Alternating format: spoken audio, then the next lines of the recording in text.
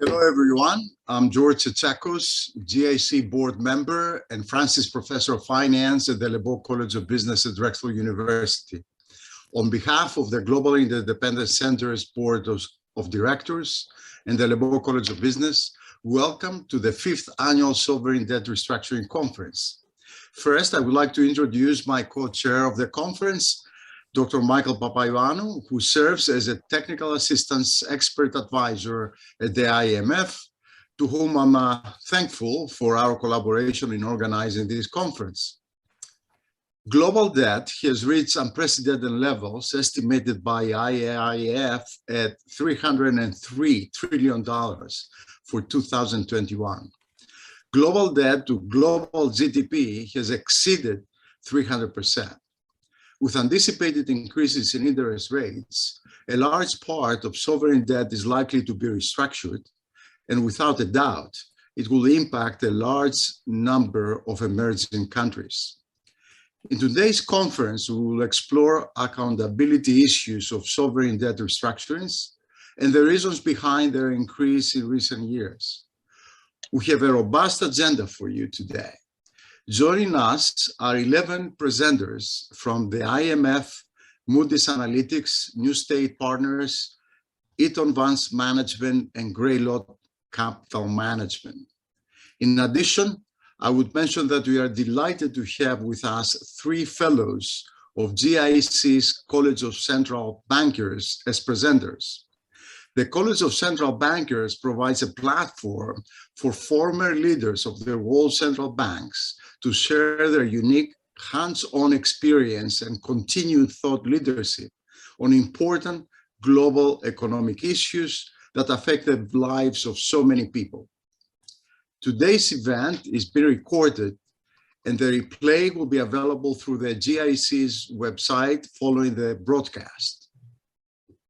With this, our first presenter is Michele Savastano, Deputy Director in the Monetary and Capital Markets Department of the IMF, who will discuss global debt issues. Michele, welcome to the program. You're first. Thank you very much. Let me try to share my screen first. Let me see if I succeed. Share screen. Okay, I trust you can see that. Yep. Excellent. Okay, good. So, good morning, everyone. Before I start my presentation, which is short, let me thank the organizers and the Global Interdependent Center for inviting me to this very interesting and timely conference. Let me also make the disclaimer that everything that I will say today are my own personal views and do not represent the views of the International Monetary Fund. Okay, what I will do in the next few minutes is share with you my views about the near to medium term outlook of sovereign debt. To get us in the same, okay, about this, in the same page, I will start with this chart. And this chart shows the ratio of sovereign debt to GDP for the whole world from 2013 to 2019, to 2021. And I'm sure you have seen many versions of this chart in recent times. And George just mentioned a similar ratio, which is total debt. So this is just sovereign. Total debt is much higher, 600% of GDP. So what this chart shows, as you can see, is that the ratio of sovereign debt to GDP had a noticeable jump in 2020, 2021, right? The ratio went from the low 80%, about 83% in 2019, to almost 100% in 2020, 2021. Okay. Now, of course, we know why this jump happened, right? The reason for this jump was the fiscal response to the COVID-19 pandemic. Governments around the world increased spending and borrowing to mitigate the large negative effects of the pandemic on activity and income. But as I said, we all kind of know this. What I believe is not as well known, and also I think it's far more informative, is that this increase in the debt to GDP ratio that we see here was not the same across all types of economies in the world. And you can see this in this chart here. This chart has 4 lines. The second line from the top, the blue line, is the one that we just saw before in the previous slide, right? Is the ratio for the world. Then you have the other 3 lines. You have the advanced economies, which is the top, the line for debt to GDP ratio for the advanced economies. You have the emerging market and developing countries, which is the kind of purple line, the second from the bottom, and then you have the low-income countries, which are at the bottom, the broken green line. Now, in total, there are almost 200 countries in the world in this chart. There are 40 in the red line, about 100 in the purple line, and about 60 in the green line. So it's an average of many countries, but that's the pattern. Now, 2 things I think I would like to highlight from this chart. One is the levels. You can see the levels of government indebtedness as a share of GDP are very different across types of economies. Right? The ratio of government debt to GDP in the advanced economies, the red line, is much, much higher than the ratio in the other 2 groups of countries. That's very clear, and that's an important fact to remember. The second point to highlight from this is the trajectory is very different, right? Prior to the pandemic, if you see the red line, it's pretty much flat. The ratio of sovereign debt to GDP in the advanced economies was very stable for many years. That's not the case for the other 2 groups of countries. You see a slope, right? It was trending upwards. So what does this mean? Well, it means that these economies, these groups of economies, these 100+ economies in the lower 2 lines, represent the lower 2 lines, were borrowing faster than the rate of growth of GDP in the year prior to the pandemic. And the third point, which is a little bit of a consequence of that, is the jump. The jump that we saw in the blue line, the jump in world debt to GDP ratio, is much less pronounced in the emerging markets group, in the dark purple line, and it's almost not noticeable or very mildly in the low-income country line. So why is this? Why did governments in emerging markets and low-income countries borrow so much less than advanced economies during the pandemic or after the pandemic? Were those governments more fiscally prudent than in the advanced economies, or was the shock smaller for them? Well, I would argue that maybe, but probably not. Most likely, the governments in emerging markets and low-income countries borrow less than the governments in advanced economies following the pandemic because they were not able to borrow as much as they would have liked to. Their capacity to borrow was and is much lower than the advanced economy. And that constraint became very binding and noticeable during the pandemic. Okay, so that's all I want to say about the past, to be on the same page on what is the level of sovereign debt to GDP across the world. Now, let's talk about the outlook.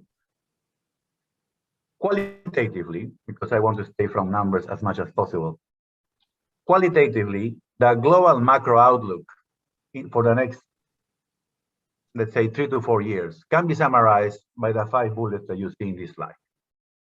And you can read them. I mean, the pandemic shock will not be there anymore. That's the first point. output growth is projected or expected to go back to the pre-COVID trend, certainly in the advanced economies, and also true for most emerging markets, certainly the large ones. Third point to keep in mind for the outlook is that fiscal deficits are going to be much lower than in 2021. The need to borrow much more over trend to compensate for the pandemic will not be there. Fourth point of the outlook, there will be higher global interest rates and higher inflation. I think George mentioned this introduction. So that's the prospect, that's the outlook. And as a consequence of this one, sorry, there will be tighter global financial conditions. And I didn't put it there, also together with tighter global financial conditions, the terms for that means the terms for borrowing, the volatility on capital markets is likely to be much higher. So that's the global picture on which the borrowing in the next few years will take place. So what will be the consequences? And this is the question of this presentation. Now, what will be the consequences of this global macro outlook for the future trajectory of the debt to GDP ratios that I presented in the first two charts? So that's the key question. Before I answer that question, or try to answer that question, let me step back and let's go a little bit from reality to a quick refresher of debt dynamics. And I promise I'll be brief. So what drives this ratio of debt to GDP when you see it over time? What are the drivers of this? And well, the answer is, I think, is well known, right? The drivers of the debt to GDP ratio are basically three: the level of the fiscal deficit, the real interest rate, and the rate of real output growth. So these three variables determine the dynamics of that line going forward. Now, given this, what are the possible trajectories if we were to think without looking at data? How would debt to GDP, when you project over time, what are the possible trajectories? Well,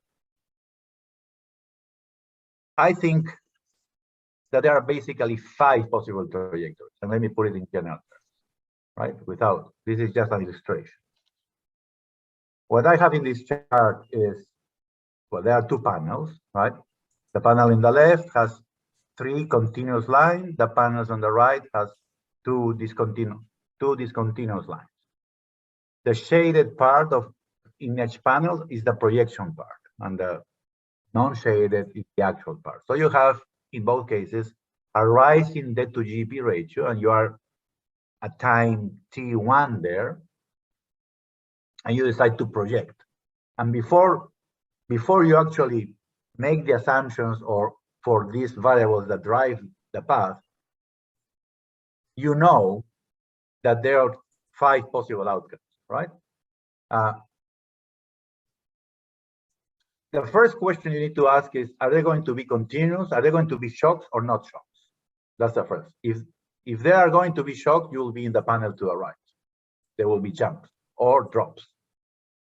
If they are not going to be shocks, the path will be continuous. If the path is continuous, it can essentially have, well, infinite shapes, but infinite positions, but 3 possible shapes. It either will be rising over time, which is line 1. It will be falling over time, which is line 3, or it will be flat. So those are the 3 possible outcomes, and of course you can put it wherever you want, faster or slower the pace, but the slope is clear. That's when there are no shocks. If you say there will be no big shock going forward, that's the type of path that you will project. But what if there are shocks? Well, if there are shocks, well, depends the type of shock. If it's a negative shocks, meaning that will make country borrow in the future, and you anticipate that will happen, and if you expect that to happen, then you'll have to introduce a jump. So you'll be in the second panel, the panel to the right, and you assume that shock happens at time Tx there, We are in point B, and then it jumps up to C, and then the path continues. That is an increasing borrowing. The other discontinuity is going down. You start in point B and you go down to point D. So what would be that? That's a restructuring. Graphically, that's how a restructuring looks in a projection set, right? You have a smooth projection, and then you do some adjustments to a nominal or NPV value of debt, and that whole shift of the debt to GDP ratio shifts down. There's a discontinuity. So that's the only point I want to make.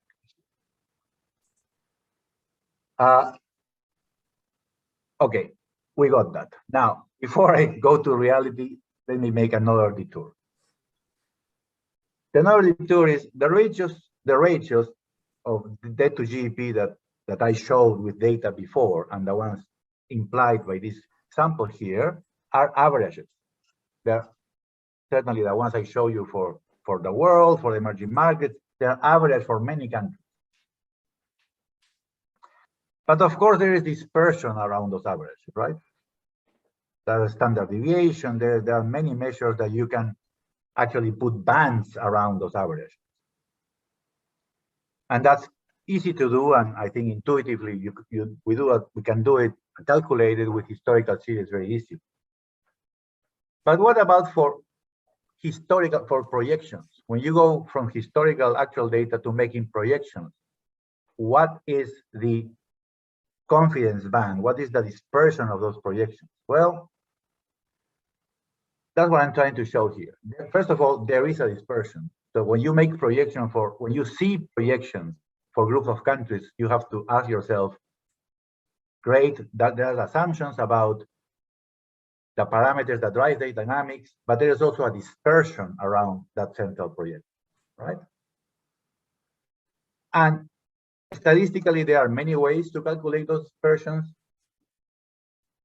But what is important, first of all, is to remember that there are dispersions, and there are two elements of those dispersion of those bands that I try to show here that are important. One is the width, how wide are the dispersions, and the other is the shape of the distribution, right?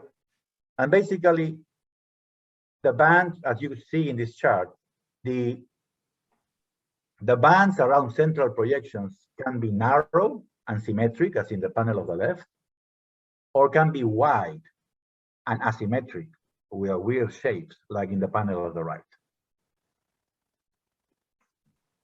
In the first case, when a narrow are bands in the panel on the left, the shocks are expected to be relatively small and relatively well behaved. In the other case, the opposite is true. The shocks are expected to be large shocks, and they will be tilted to one side, either on the upside, if you think the shock will make the countries in this group to borrow more, or to the downside if you expect restructuring or something that drops the debt to GDP ratio. Okay. This is the detour. This ends the detour. Now let's go and look at actual projections. Here they are.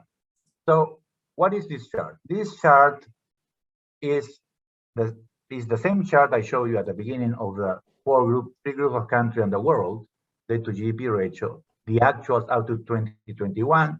That's the white background part of the chart. And then the shaded part are the projections for these three groups of countries. First question, who made these projections? Answer, the projections are made by the country teams of the IMF. Second question, where do I find these projections? Well, you can find them in the website of the IMF, because they are in the flagship, which is called the Fiscal Monitor, right? So you find the series. You can actually reproduce this chart yourself. So there is no confidential information here. So that's about the source. Yes. What about just a couple of minutes more, right? Yeah. I'm finishing. Yeah. These projections say basically two things. First, there will be no large shocks, right? And on the baseline. Second, there are very small slopes. For advanced economies, the projected trajectory is basically flat. right? And there's a little bit of slope in the other two groups.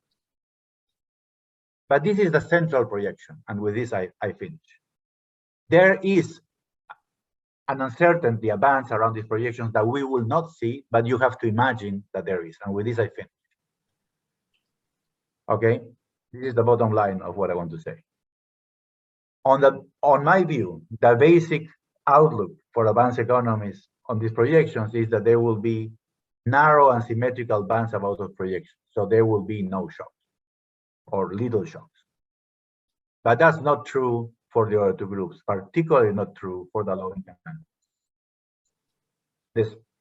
Around those projections that I show, there will be a wide distribution, and there will be an asymmetrical distribution tilted to the downside. Meaning, and that's the space, that's the group where, in terms of outlook, I expect we will see the restructuring, the low-income countries. Not in the advanced economies, and less likely in the emerging market. And with this, I finish the presentation. Thank you. Thank you very much, Michael, for sharing your thoughts and your projections on the GDP to growth ratio. And please stay online for our upcoming Q&A at 10:35.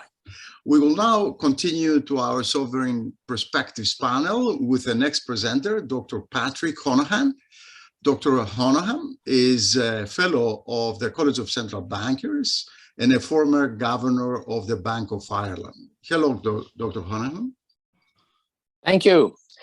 Well, thanks for inviting me to speak to this conference on restructuring.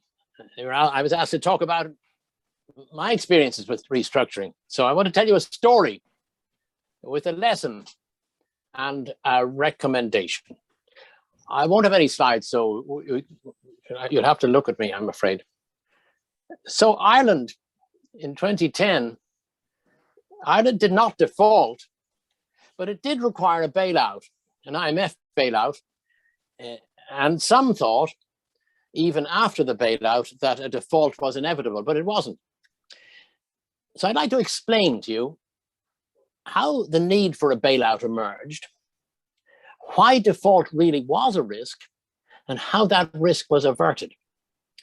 And I will draw a lesson from that story for the current situation in other countries. And as Miguel has pointed out, there could be a number of other countries, particularly emerging markets and lower income countries where we could be facing acute situations. Well, why did Ireland get into trouble? I won't spend long. There's a collapse of tax revenue after the property price and construction boom of 2004 to 7 ended. Tax revenue collapsed, and that was followed by the impact of the global recession on tax receipts. So that all turned the fiscal accounts from a small surplus into a large deficit. At the same time, the banks, the local banks and the foreign banks that were operating in Ireland, they had been financing this property boom with borrowed money, borrowed from abroad, and they lost access to the international financial markets after Lehman Brothers. And that led to a general government guarantee of the liabilities of the banks. Purpose of the guarantee was in order to avoid disorderly bank failures. Well, as the collapse of the property market deepened, the government had to inject substantial capital into the banks in the form of promissory notes. Otherwise, they wouldn't have been able to access central bank funding, and they would have collapsed. Even though the capital injections did not require cash from the government, they were rightly treated as part of the government's borrowing requirements. So the market immediately saw that there was a large increase in the borrowing requirement. How large? Well, combining the emerging deficit on ordinary government business with these large capital injections into the banks brought the 2010 government borrowing to 32% of GDP. Well, the markets, of course, said, well, the game is up. Obviously, this is a situation that can't continue. Government debt, inclusive of these promissory notes, soared to above 100% of GDP, was actually the following year, it got to 120%. And it's worse than that because when you make the usual adjustments that are made for proper international comparability, it was more like 166% of GDP. So what happened? Market yields on Irish government debt rose sharply from September 2010, and it became clear that Ireland would have to access official funding to maintain necessary public services and to fund its debts while it was getting things back into some kind of balance. A financing package was put together by the IMF and European funds that had been set up for the various purposes, including lending to Greece a few months before. It was a big loan. In dollar terms, it involved the second largest ever loan to that date by the IMF. Greece had got a largest one. Now, the loan negotiation was not unproblematic. And here's where we get into the issue of fragility, sustainability, possible restructuring. In order to recommend a loan of such a size and duration, IMF staff were expected to certify to the board that the government's debt was sustainable with high probability. In this instance, staff declined to state that the Irish debt was sustainable with high probability. But the loan went ahead because of a loophole that had been introduced in the IMF's rules in order to cope with the Greek case of a few months before. And this loophole allowed one of these large extended loans to be approved if there would otherwise be, quote, a high risk of international spillovers. And that's the only reason the IMF were able to go ahead with this large loan. That loophole, by the way, was removed in 2015. Nobody was particularly happy about it. So you're lending a country a large sum of money in order that problems will not arise elsewhere. So even the IMF were doubtful about the sustainability of Ireland's sovereign debt. One important reason for these doubts about sustainability had to do with interest rates, and this is what I want to stress.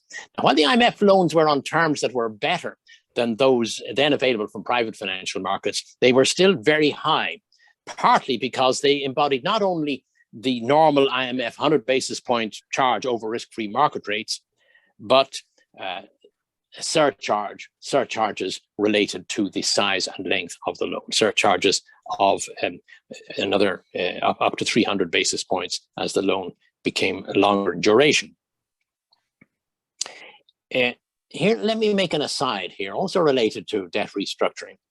Some of the risks in this Irish situation at the time of the bailout related to remaining uncertainty about the full loan losses of the Irish banks. These things take quite a few years to work out. The government was obliged under the loan agreement to inject more capital into the banks to cover more pessimistic assumptions about this in order to ensure that the banks could function as standalone entities into the market. Now, not only was this a mistaken view, because if you're weakening the sovereign in order to strengthen the banks, you should not do that because few banking systems can survive a sovereign default unscathed. It also missed a fine opportunity to use some innovative financial engineering in an official debt deal. The European funds, for example, big European funds, were in a much better position to absorb the risk of a further unexpected loan losses in the Irish banks. They should have offered to inject capital directly into the banks, taking an equity position, thereby reducing the scale on which the sovereign had to borrow and speeding the national economic recovery. You could even have had imagined other risk-sharing mechanisms which could have been tried. Now, I know that financial markets are rather unenthusiastic about this kind of state-dependent return when they're financing stressed sovereigns, but I think that official lenders could be more adventurous. This could have been a win-win situation for the lenders. They could have made higher returns because the banks did recover, and a speedier return to national economic recovery with a less indebted sovereign. Anyway, back to what really happened. The European funds, they matched the IMF on a 2-for-1 basis, and they charged the same interest rate. In other words, built in were those surcharges that are in the IMF's rules about large and long loans. And there were bilateral official loans from Denmark and the United Kingdom on essentially the same terms. So at the end of 2010, after this bailout negotiation, the public finances of Ireland were not looking great, despite the bailout. Credit rating agencies continued to downgrade the Irish sovereign, and the Irish banks remained very heavily indebted to the ECB. Ireland had a triple A rating as late as April 2009, but after the bailout was announced, it slipped into triple B territory, and Moody's even rated it as sub-investment grade in July 2011. Okay, so it wasn't very low in terms of rating, so maybe I'm slightly overstating the risk of restructuring, but it wasn't a healthy situation. But already something very important was starting to happen, and its origin was in Greece. Obviously, Greece was in much worse shape than Ireland, and it was becoming clear to the official lenders that it could not service its debt. The first major step taken to relieve this was in June of 2011, when the European Union ministers decided that the European fund loans to Greece would no longer carry the high interest rates of the IMF's standard schedule, but instead would be priced at a tight margin over the cost of funds. And the maturities were also pushed out by a lot, years and years. This was a dramatic reduction in immediate servicing costs and also in the net present value of the indebtedness of Greece. And it's not necessarily a loss to the lenders, because given that Greece was unlikely to be able to meet the higher repayments that had previously been scheduled. International politics being what they are, Ireland and Portugal immediately signaled their expectation that the new lower interest rates and longer maturities would be applied to their borrowings also from the European funds, and this was agreed. Suddenly, the sustainability of Ireland's debt was beginning to look a lot more likely. Market sentiment then started to move in favor of Ireland. The biggest bank was able to sell equity. Yields contracted to the point where the government felt able not only to tap the private financial markets, but even to repay the high-cost IMF borrowings early. Even though the European funds could have insisted on a read across from early repayments to the IMF, they could have said, look, we put in 2 for 1. If you're going to repay 1 to the IMF early, you can repay us 2. They didn't insist on that. And soon the IMF loans were substantially repaid. The forecasts of bank loan losses began to look overly pessimistic as the economy started to pick up more or less on the schedule envisaged at the time of the bailout. This, of course, was not the case in Greece, and we were lucky with our macroeconomic forecasts. However, here's a further dimension to the cost of escaping from this problem. 2 of the banks that had suffered the heaviest loan losses were essentially operating in a gone concern manner. Their capitalization, following a merger, assured only by the government promissory notes, and their liquidity was wholly dependent on emergency liquidity assistance from the central bank. Now, the doctrine is that emergency liquidity should only be for the short term, and that was something that the ECB wanted to maintain. And so that situation could not continue indefinitely. The sums involved are of macroeconomic importance. In this element alone, you're talking about 15 or more percent. Actually, it's more like 20% of GDP. Liquidation of these banks was inevitable, and it was effected in February 2013. And here's where the little wrinkles that you can get in restructurings. In the liquidation, the Central Bank of Ireland, as the main creditor, was entitled to those promissory notes that the government had injected.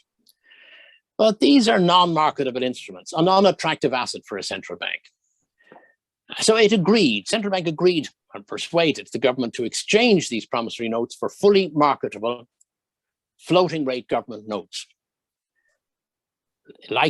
Central Bank liked the instrument, but the terms had to be longer. The notes were very long term, between 32 and 40 years maturity. Now, this exchange of securities was priced to equate the discounted present value of the promissory notes and the floating rate notes. So at the time of the transaction, it was at wash.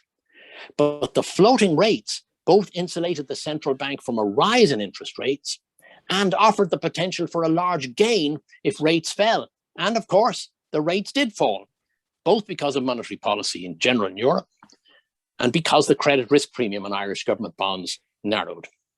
The ECB was content with this arrangement, provided that the Central Bank of Ireland dispose of the floating rate notes as soon as possible, subject to financial stability considerations. And most of these notes have been sold. Actually, they are sold for cash back to the government's National Treasury Management Agency, and it borrows the money in with more conventional fixed interest securities. You can't find these notes in the market.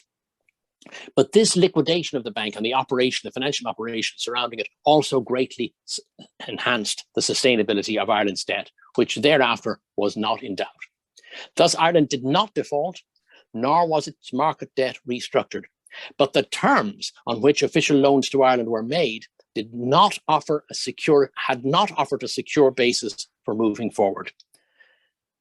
The official lenders then agreed to or acquiesced in these three separate important operations that greatly reduced the servicing costs of the debt. So what's the lesson? The lesson, maybe it's an obvious lesson, when sovereign debt ratios are as high as 100% of GDP or more, interest rates really matter. A debt ratio of 100% of GDP might be manageable at an interest cost of, let's say, 3%. But the additional primary surplus required to service instead an interest cost of, say, 6%, an additional primary surplus of 3% of GDP is likely to be the straw that breaks the political camel's back. Seems to me that this point needs to be front and center in discussion of official as well as private restructuring of unsustainable post-pandemic debts. It's a message for the current situation in a number of countries which may find themselves in a bad but not unrecoverable over-indebted situation. We heard from Miguel, the growth in debt ratios. About 40 countries currently have a government debt ratio in excess of 100% of GDP. And even if we ignore small countries with populations of less than 5 million, we still find that more than 20 emerging or developing economies with a ratio in excess of 80%. Some of these countries will likely face credit risk premiums on new borrowing, which may tip them into an unsustainable situation. The interest rate on which new borrowing is made can be crucial for choosing which one of two equilibria ensues: a sustainable working out of a high debt situation with low interest rates, which is what we ended up with in Ireland, or a debt situation which collapses because of high interest rates at the time of new borrowing and rollover. This consideration, I think, needs to be front and center in the coming months. And in that context, I believe the IMF ought to reconsider its policy of surcharges for large and prolonged borrowings. These surcharges, as I mentioned, can add 300 basis points to the interest charge made by the fund. And it's not just the borrowings from the IMF. They may also produce a floor, a de facto floor for the interest charged by official or other co-financiers. Now, I can understand the arguments in favor of these IMF surcharges. The need to encourage borrowers to return to the private markets so that the fund's resources can truly revolve to meet other needs, and to provide a risk premium protection against default. But it seems to me they could be counterproductive in the current situation, deepening debt unsustainability and slowing the financial and economic recovery for these countries. Now, 300 basis points may not make the difference for some countries which are already in a situation requiring debt restructuring. And it's only one aspect of the problem of multiple equilibria in over-indebtedness. But the IMF are the international body for dealing with these kinds of issues, and their policies should be carefully calibrated to the world's needs in these matters. The IMF board have promised the G20 countries, and I quote, an appropriately timed, more holistic review of surcharge policies. Well, as I have recently argued in more detail elsewhere, now would seem to be an appropriate time. Thank you. Thank you very much, Dr. Hohenheim, and I hope you'll stay later on with us for Q&A. And at this time, I would like to invite Dr. Athanasios Orfanidis, former governor of the Bank of Cyprus and currently a professor at MIT, to share his views about restructurings. Athanasios. Thank you, George. It's a pleasure to be here with you remotely. And what an act to follow. It's Miguel's presentation showing us in the risky situation where we have been right now. And then Patrick's very convincing presentation about how the IMF going forward could help improve things. And I will actually follow up on that. I will share screens. I do have some slides, not a whole lot of stuff, but I want to follow up on that, highlighting the critical role that the IMF can play. And I will use another example from the euro area crisis to illustrate how things can go wrong. I hope you can see my slides, if you can confirm that. Good. Yep. So first, let me start with the I think obvious answer. I don't think anybody would disagree with this, to the question that the conference is all about. Is it borrowers, creditors, international institutions, or catastrophes? And of course, it's all of the above, depending on the specifics of a crisis we have at hand. It could be that the borrowers are overextending themselves. It could be that the creditors are effectively contributing to traps. It could be that we have catastrophic events, and frankly, COVID is one of those situations that will most definitely increase the likelihood that we may have restructurings going forward. But I want to focus, as Patrick did in his remarks, on the role of international institutions, and specifically the IMF. And the reason I want to focus on that is because when I look at the restructuring events that we have experienced globally over the past several decades, there are many instances in which we can say we could have done better if we had better global coordination. We could have had better outcomes with less damage inflicted on countries, with better growth prospects, solving these vulnerabilities better going forward. And when I think about what are the institutions that can have this crucial role in coordinating responses to vulnerabilities, the IMF really is the prime institution I want to go to. And in my view, the IMF has been doing very good work over the decades in many cases, but it can do better. There are just too many examples where the IMF has not lived to its potential. And I want to highlight one critical reason why that has been the case as a prompt to try to help improve the institutional arrangement. And I will actually start with a quote from Martin Feldstein. I'm not going to be talking about liberals from the left accusing the institutions in Washington about messing up countries and creating debt traps.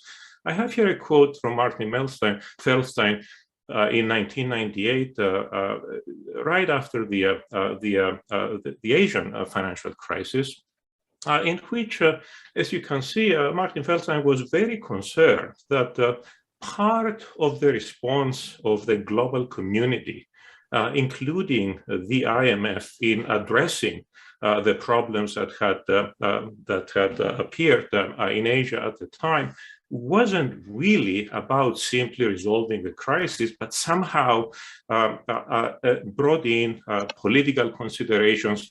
In that particular case, what Martin Feldstein was saying, that the IMF should resist the pressure from the United States, Japan, and other major countries to make their trade and investment agenda part of the IMF funding conditions.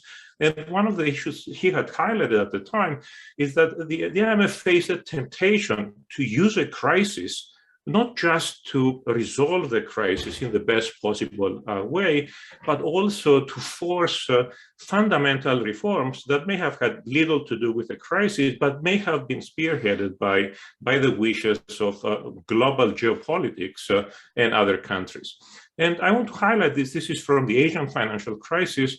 And unfortunately, in my view, we still haven't fixed this. So the IMF, even though from time to time has tried to escape this situation, hasn't really escaped this situation. And this actually came up to haunt us in Europe, where in the Euro crisis, my recollection, talking at the time with IMF officials inside and outside officially, that according to several at the IMF, there were a number of Euro area member states, not just one, like Greece was the first one to be highlighted, but there were a number of Euro area member states where, according to standard IMF analysis, that was unfortunately heavily influenced by finance ministers of specific countries in the euro area that should have already raised the red flags, were not sustainable. And you had the IMF effectively pushing for restructuring of debt that, in my view, was entirely unnecessary. And we've had already Patrick talk about the experience of Ireland. Ireland was one of those cases, but I would say there were half a dozen member states of the euro area where one could use standard IMF analysis at the time and say, let's have a restructuring here, let's have a restructuring there. And in my view, and I will argue this point in greater detail in a few minutes, none of those restructurings in the euro area was necessary.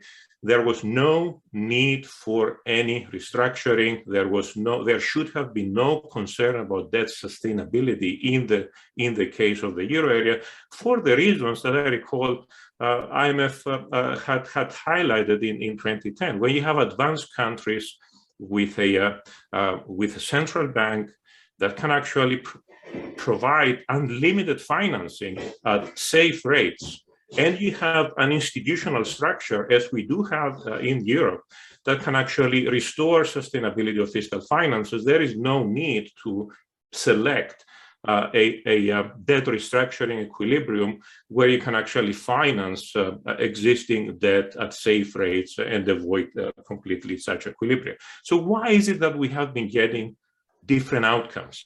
And in the case of the euro area, one of the reasons was the very ugly politics of the euro area, and it all came down to the allocation of losses coming out of the global financial crisis. We all know very well, the very definition of a crisis is that the prospects for the future are worse than what they were earlier. Once we realize that we're having the crisis, that's really the definition. And one of the crucial questions that arises in this environment is, who is going to book those losses? And if you have situations where by structuring an IMF program, by structuring an assistance program, by structuring a restructuring of debt in a particular way, you can shift losses from one constituency to another constituency, it can be very tempting to do that. And unfortunately, this can happen. Stakeholders can have different interests. And this is where I think it's so critical to ensure that we have Martin Feldstein's wisdom: let the IMF focus on solving a crisis and stay out of everything else, stay out of protecting interests of other countries, stay out of structural reforms and so forth. So let me give you an example from the euro area crisis, the Greek example, and how this played out. You will all recall there was a program in 2010. And what I have here is in the black line is the adjustment of the deficit that the 2010 program required the Greek authorities to do. We know that IMF programs do not always succeed. In this case, the red line shows the Greek government's implementation of the fiscal aspect of the program. And you will be able to see here directly there was a massive fiscal retrenchment, and the Greek government indeed delivered fully, more than fully delivered the fiscal aspect of the program.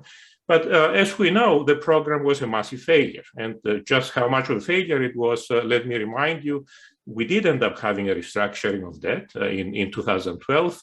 So this picture shows the 2010 program projections of the debt ratios.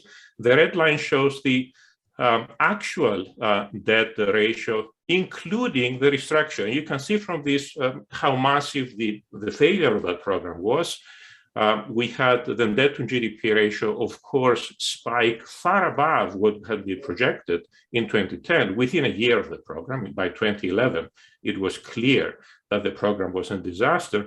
But in addition, I want to also highlight how politics can influence even the act of a restructuring. Miguel highlighted earlier on that if you do have a restructuring of debt for some reason, and sometimes this is advisable, the one thing you expect to happen after a restructuring is that the debt ratio going forward should be projected to be lower. And indeed, that's the whole point of a restructuring, to lighten the debt structure. In the case of Greece, And this is something with the IMF stamp on it, that of course was following the wishes of specific European governments. The restructuring was done in such a way that the debt to GDP ratio was actually higher after the restructuring than before the restructuring. And this is just one of the aspects of how massive the failure of that program was. Now, I'm not going to talk about the failure and the politics associated with the restructuring that would take us way off, but I will discuss in a few minutes the failure of the program and why it was done the way it was done, and what are the lessons we can draw going forward from it.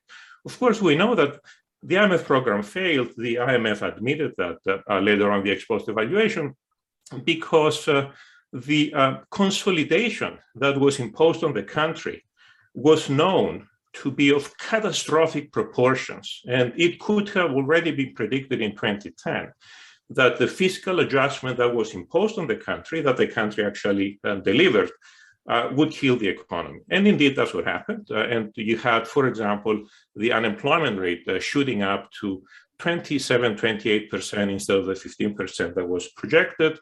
You had real GDP completely collapse. This is kind of World War II proportions of collapse in GDP. This is not something that the IMF should be promoting in ordinary times. Because of the collapse of real GDP, nominal GDP collapsed. And of course, with the collapse of nominal GDP, since we're talking about ratios, the debt to GDP ratio went very high, and that was a problem. And one of the questions is, oh, by the way, here, it's a side note. You may say, why was historical GDP higher in 2015 than in 2010?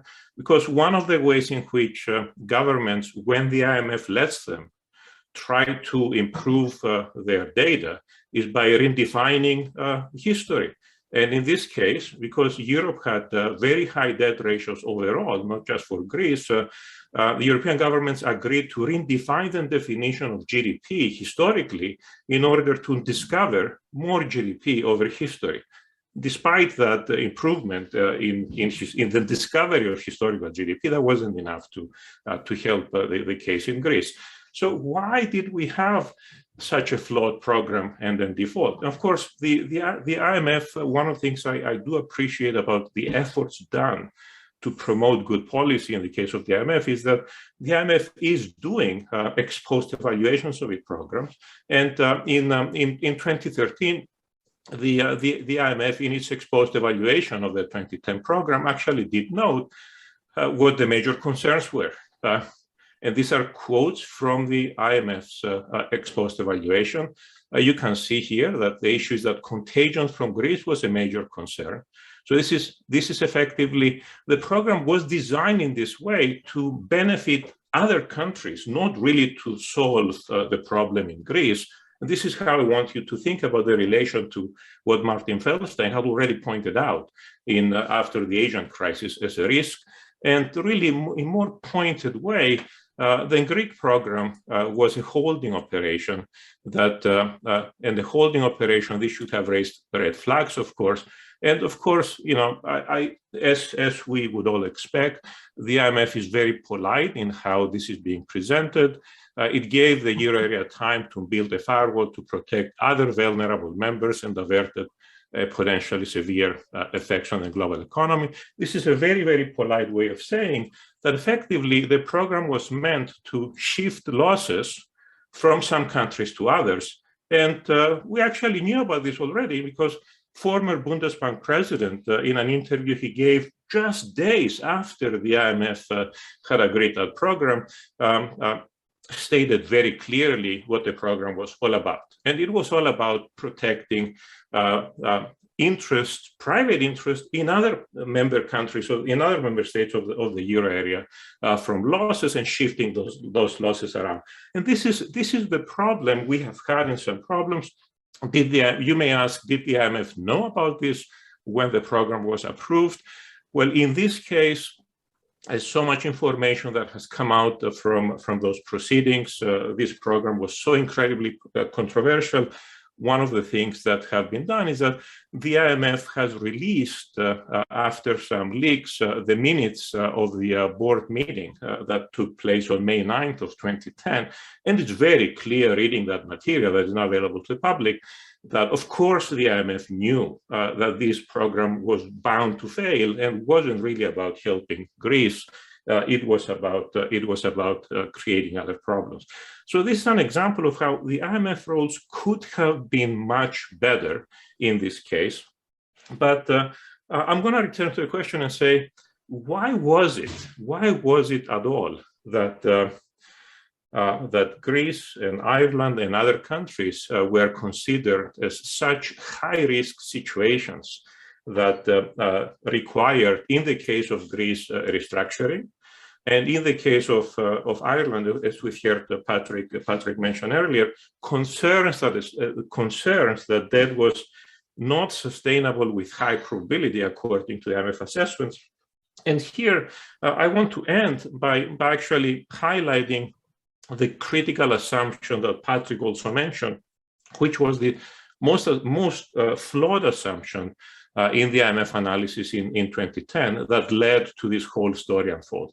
Why was the fiscal adjustment required in the 2010 program so massive? It was required to be so massive because the IMF in its analysis assumed interest rates for servicing the debt going forward that in retrospect were way off and in real time should have been known to be way off. So you may not be able to read this table. This is a table from the 2010 program. And if you cannot read it, let me just point out that the real interest rates in this column, this is from 2010 to 2020, this row has the real interest rates that the IMF assumed in its baseline scenario would be faced by the Greek government to finance its debt. And you can see the numbers here are effectively between 4 and 5%, real, adjusting for inflation.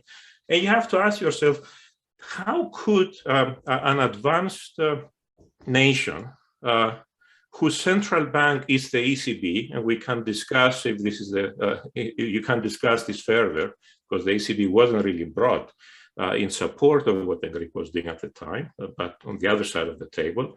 But how can you have an advanced country with the ECB being the central bank?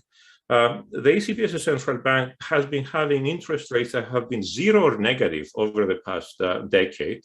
Estimates of the equilibrium real interest rate in the euro area are actually below zero right now. Estimates of the equilibrium real interest rate should have been incredibly low already in 2010, not zero. I think at the time, a reasonable estimate should have been 1%. How could you start from a situation where equilibrium safe real interest rates are 1% and end up assuming that you have a 4 or 5% real cost of refinancing of government debt? By adding a few percentage points to the interest rate assumptions when you do debt sustainability, in the current context, you can kill economies left and right, and you can call everybody unsustainable. So really my ending point is very closely related to what Patrick suggested before. Much greater care is required in the assumptions that go behind these calculations. In the current context, I also see that there are a number of countries that will appear to be extremely vulnerable in light of the high debt ratios, but should not be seen as vulnerable as they are seen if one takes into account that we are still in an environment where advanced economies face zero or slightly negative equilibrium real interest rates at the short end of the term structure. Even if you let me add 50 basis points, 100 basis points of risk premium, there is no way we should be creating the concerns of debt unsustainability that we see all around.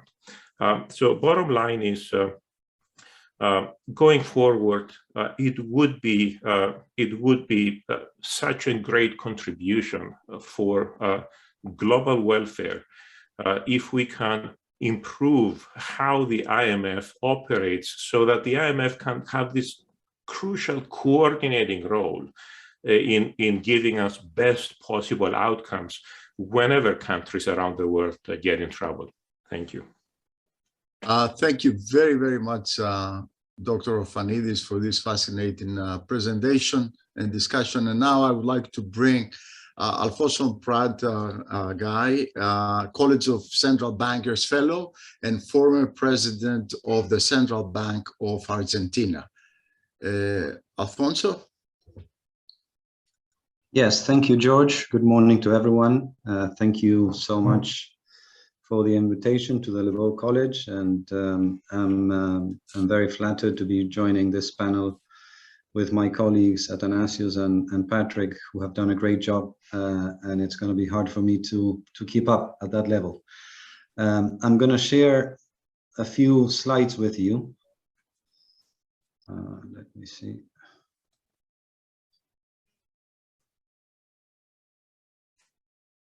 Hopefully everyone's got access to what I'm looking at right now. And the point of my talk is to draw some lessons from Argentina's problems over the years, Argentina's fumbles, which have been quite a few and quite frequent, as everyone knows.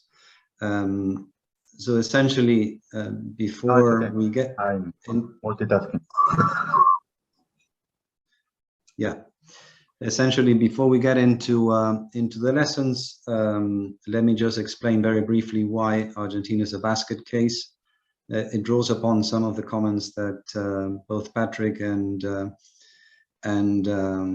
Athanasios were making when it comes to records, in terms of programs, in terms of size of defaults. Argentina is pretty high up, alongside with Greece and Ireland, and in some cases very much at the top. You know, our first sovereign default was in 1827, only 11 years after the independence was signed. This was a £1 million loan from Baring Brothers to Argentina, which was defaulted.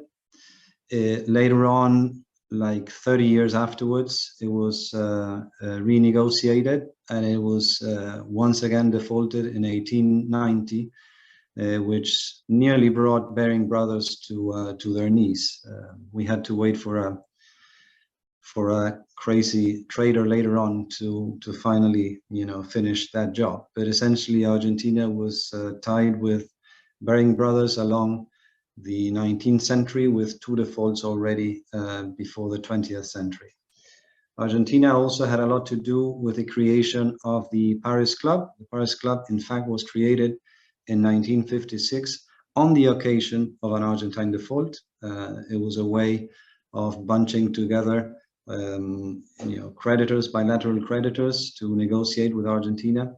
And ever since 1956, Argentina has gone through 7 sovereign defaults, which is the highest on record since the 50s onwards.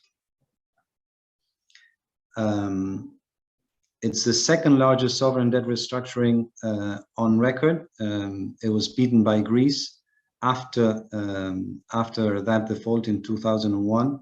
In 2001, it was at the time the biggest ever, $135 billion. And that created, and I think it made it very high profile along the years. Those who are watching and listening might remember a massive holdout conflict, which I think we need to draw some conclusions from, and I'll spend some time on it. And also that sovereign debt restructuring in 2005 brought in something that is on today's agenda as well, which is the idea of a state contingent bond. Argentina was one of the first high-profile to experiment. Bulgaria was actually first, but Argentina came on the heels of Bulgaria with a GDP warrant, a bond that essentially was more like equity, that would pay you a coupon in function, which was a function of GDP growth. It was a good idea on paper, not so much in practice, and I'd like to share a few lessons with you on that front as well. Patrick was kind of complaining that Ireland got only the second biggest IMF loan in its bailout in the global financial crisis, second only to Greece. Argentina got in 2018, so 10 years after the global financial crisis, an even bigger loan, up to $57 billion. The idea, just as in the case of Ireland, was to avoid default, but it didn't quite do that, as I will explain soon. And as you might be aware, right now Argentina is in the middle of a tough discussion with the IMF to get another program to roll over that debt going forward. Argentina's was the latest sovereign debt reprofiling in 2020. As I mentioned before, the bailout from the IMF was not enough to avoid a debt event. So 2 years ago, a new administration put together a significant debt restructuring or debt reprofiling exercise amounting to 113 billion of both local and external debt. And finally, and sadly so, when you look at yields on global Argentinian global bonds, bonds with 10 and 8-year maturity are trading at 27% and 25%. On the longer maturity tenor, they're trading at 20%. The yield curve is inverted, and the yields are high enough to suggest that the market is already pricing yet another sovereign debt restructuring for Argentina in the foreseeable future. Two more reflections upon the present. You see here the MB spread. This is, I'm sure everyone is aware of what the MB spread is. This is Argentina's bond spread with respect to the US. This is the time of the latest debt reprofiling. This is the drop in spreads immediately afterwards, but this is how things are not proceeding as most people would have expected. Spreads are not going down, but rather they're going up. And when you compare Argentina to other countries in the world, we are in the same bucket right now as, El Salvador, and we are way above what would be a decent, spline curve according to credit risk and so forth. Argentina is still at triple C, but the spreads suggest an even worse credit rating right now. So essentially what went wrong, I'd like to spend some time talking about the 2005 debt restructuring. Then I'll spend some time talking about my experience as finance minister in 2016 when I had to deal with the debt default that the previous administration had as a legacy to us. And then finally, a few lessons from our experience that could be useful for future experiences, as both Athanasios and Patrick have already suggested. Well, the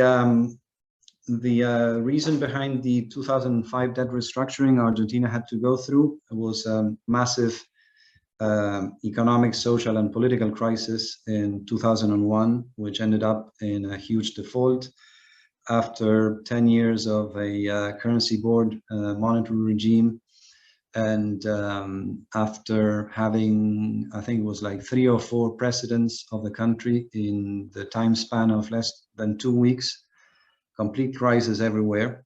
Debt default was just one of those elements, and it took a while for the country to finally, bite the bullet and sit down with creditors. In fact, it took around 4 years for the finance ministry at that time to do that. And when they finally sat down, they brought to the table what I would argue were quite a few sweeteners. The GDP warrants was one of them. The way in which the warrant was designed was that bondholders would profit from it from day one, rather than from the time at which GDP would have recovered the pre-crisis level, which is the way in which Bulgaria did it, for instance. So in fact, it was like a present for bondholders, but bondholders didn't quite consider it that way, because it was a very complicated instrument.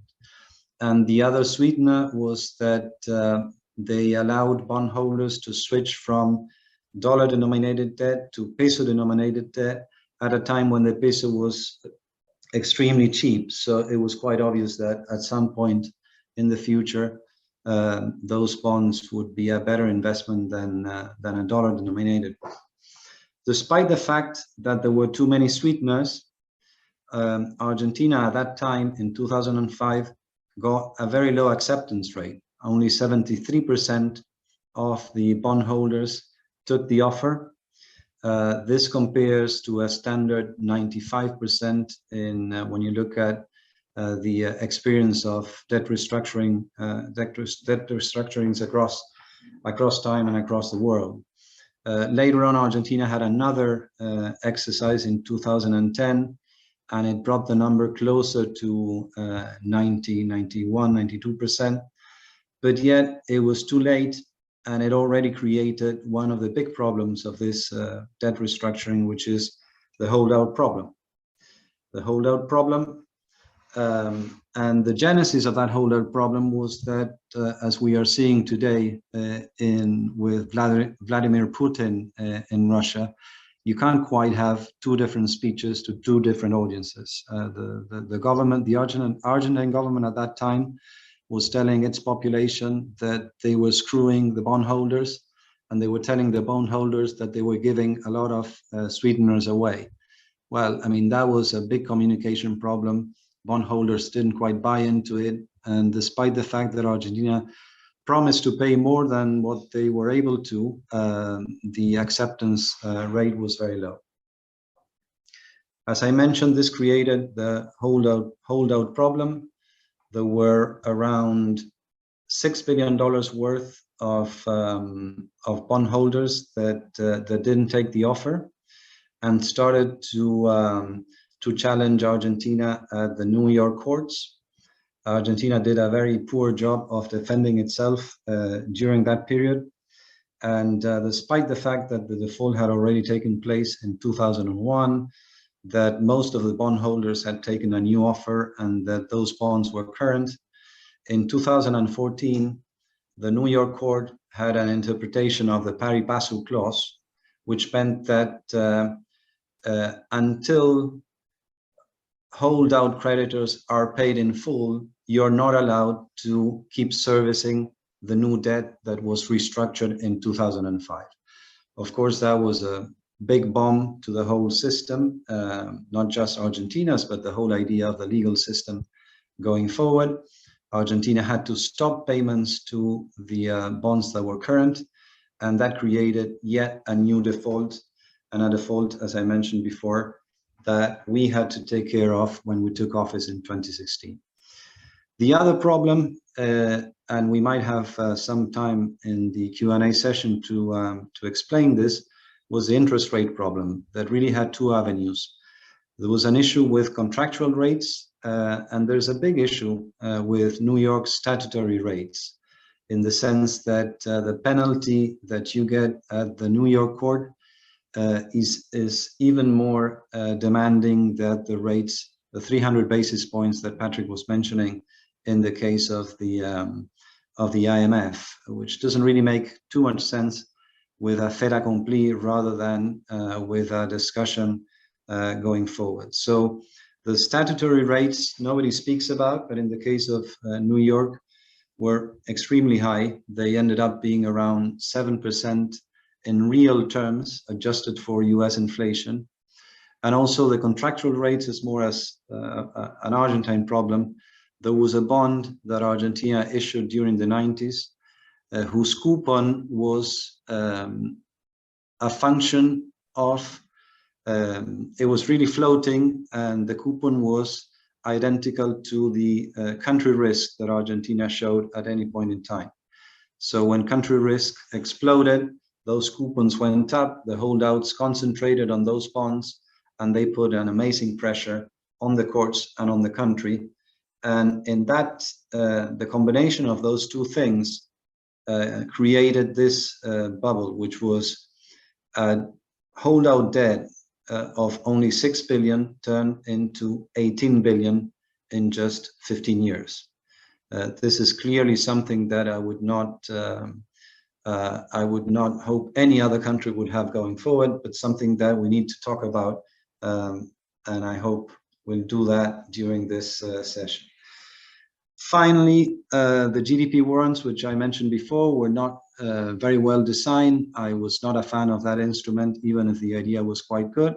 But right now, just to give you a sense, there are some creditors who are challenging Argentina in the New York courts because the way in which they put in place the calculations behind the GDP warrants. The obvious thing that happened was that creditors are accusing the Argentine government at that time to cheat with the GDP numbers and to therefore pay less than what they should have. That's an incredible discussion that is going on right now in the New York courts. And that is something that for whoever thinks about state contingent bonds going forward, we must be very aware of that. I mean, they need to be very transparent. They need to be non-manipulable, and you need to have an authorized judge that would call the shots on this one. And this goes a little bit against each country's sovereignty. So that's a problem, of course. Now, let me just fast forward 10 years afterwards. When we took office in 2016, we had to deal with the holdout problem in the courts. There were 150 defaulted bonds in 6 different currencies and 8 different jurisdictions. And different creditors had different statutory rates or different idiosyncratic rates, which didn't really make any sense because they were a violation of the pari passu clause. So it was the New York court was forcing a violation of the pari passu clause, which they had been so concerned about only 2 years before.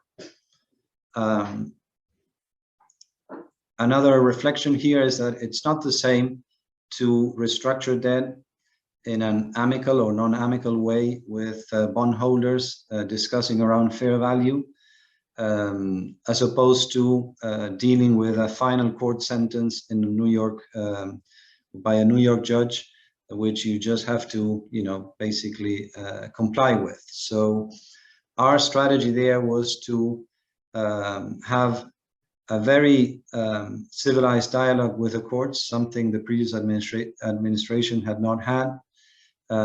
We quickly had a very good relationship with the mediator that was named by the judge, Daniel Pollack, and we basically started explaining the whole process all over again, as opposed to what the previous administration had done. The previous administration had complained that the US was against them, that everyone was against them, that they were right.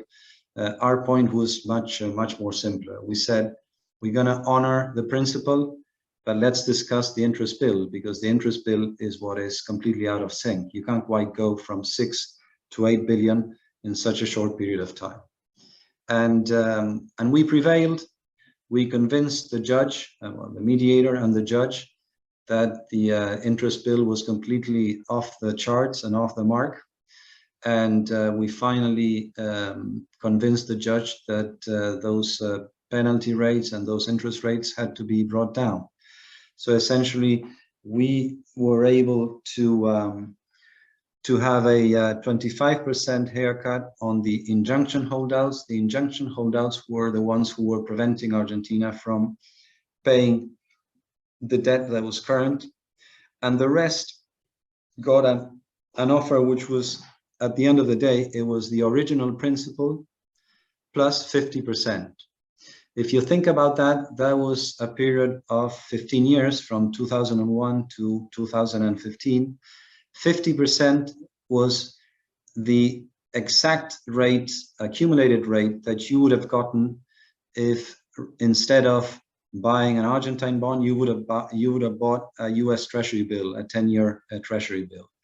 So essentially, for these creditors, they litigated for more than 15 years. All they got in the end was not more than what they would have done, much more peacefully, of course, if they had stuck to risk-free instruments like the US Treasury bill. I think this is also an interesting lesson, and I'll move into that on my final slide, which is the next one. But before we get to that,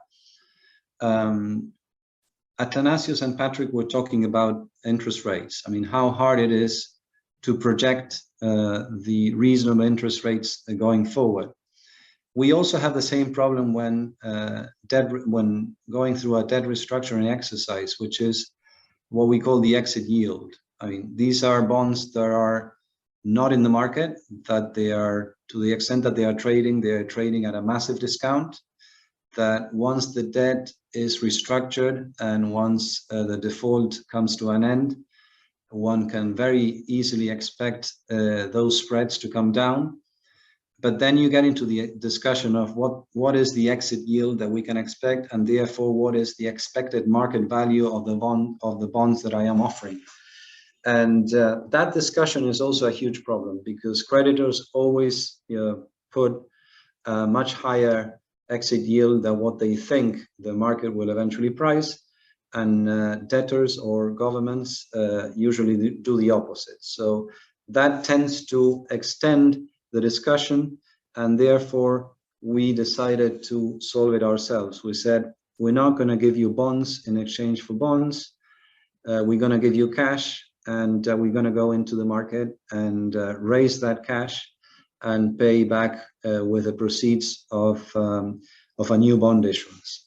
That was a strategy. I don't think any country has done that that I'm aware of. It's usually a bond swap, not a cash payment.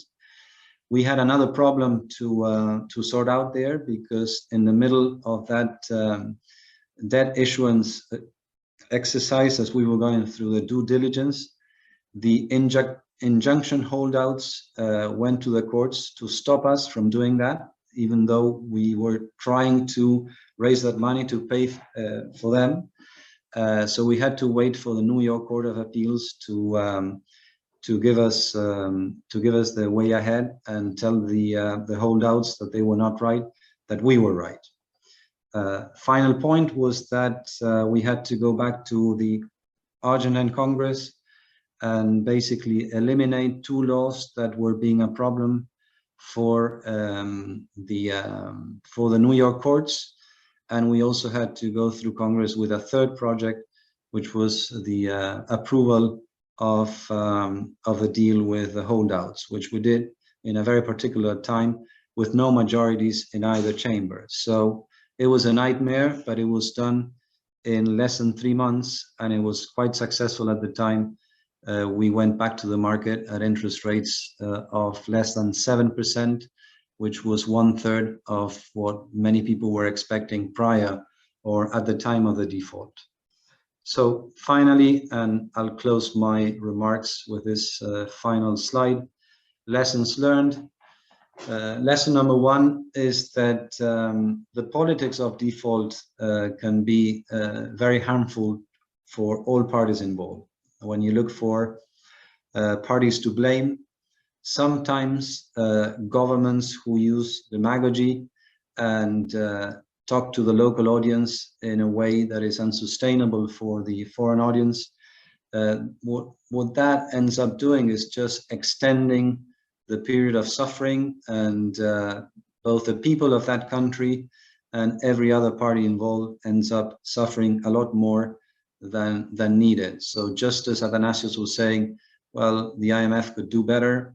I think when it comes to sovereign debt restructuring episodes, the sooner the better. And we need to learn from our experience, which was too long, too protracted, and too costly.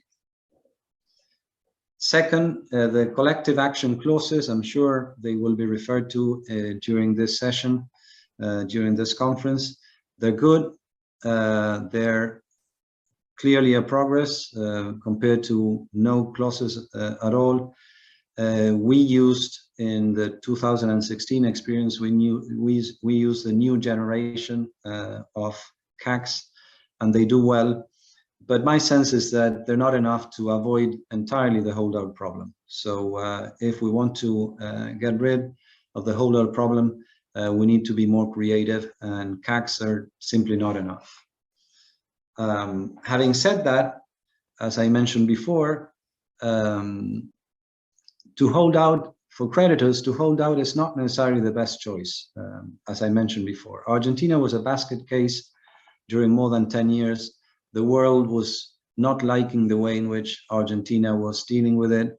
The world was siding with holdouts because they thought they had a point. Holdouts had to pay significant legal fees to keep litigating about Argentina. And at the end of the day, as I mentioned, 80% of those holdout creditors ended up getting the same money they would have gotten if they had stuck to a US bond. So there's also a lesson here for holdout creditors. It might be very enticing, but at the end of the day, the benefit is more a market benefit of buying way below par, but not so much a litigating benefit of doing the right thing with your lawyers. Statutory rates, as I mentioned before, are not fair, and this issue is not very known as far as I'm aware. Be aware of state contingent instruments. The case of Argentina is a case in point. In fact, the previous administration, the administration prior to ours, had been doing actually the opposite for a while. They had been over-reporting GDP growth and overpaying on these GDP warrant instruments. But then at one point, they decided that they wouldn't do that anymore. They cheated with the national statistics, and creditors spotted that cheat. And as I mentioned before, there's now another challenge in the New York courts worth more than $200 million if Argentina loses that litigation. Finally, I mean, everyone's talked a lot about the IMF so far. I don't want to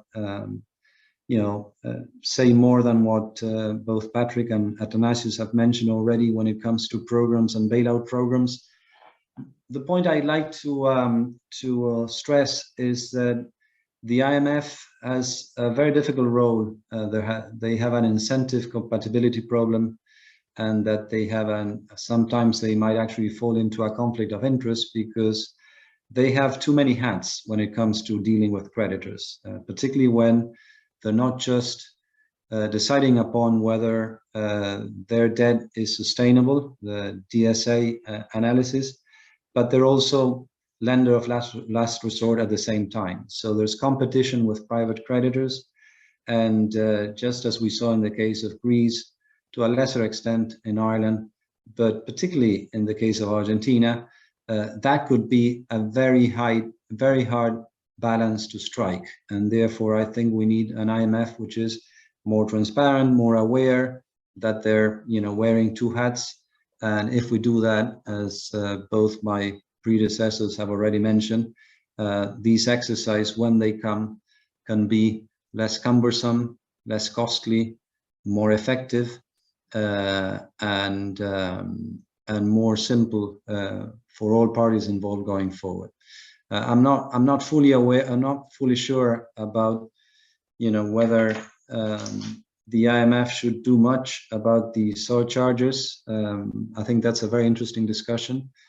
I'm more concerned about the fact that sometimes the IMF ends up not by design, but rather by bad luck at both sides of the counter. And that's something that we should all be aware of, and that requires even more transparency by the fund.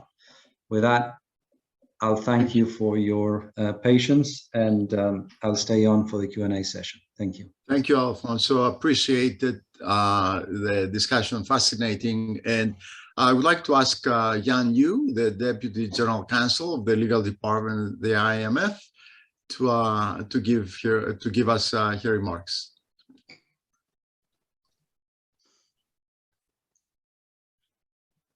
Thank you. Can you see my slides? Yes. Okay, perfect. Thank you. It's really a great pleasure to be here. And I just want to also say a very quick disclaimer. The views expressed here are my own and do not represent those of the IMF, is executive board and management.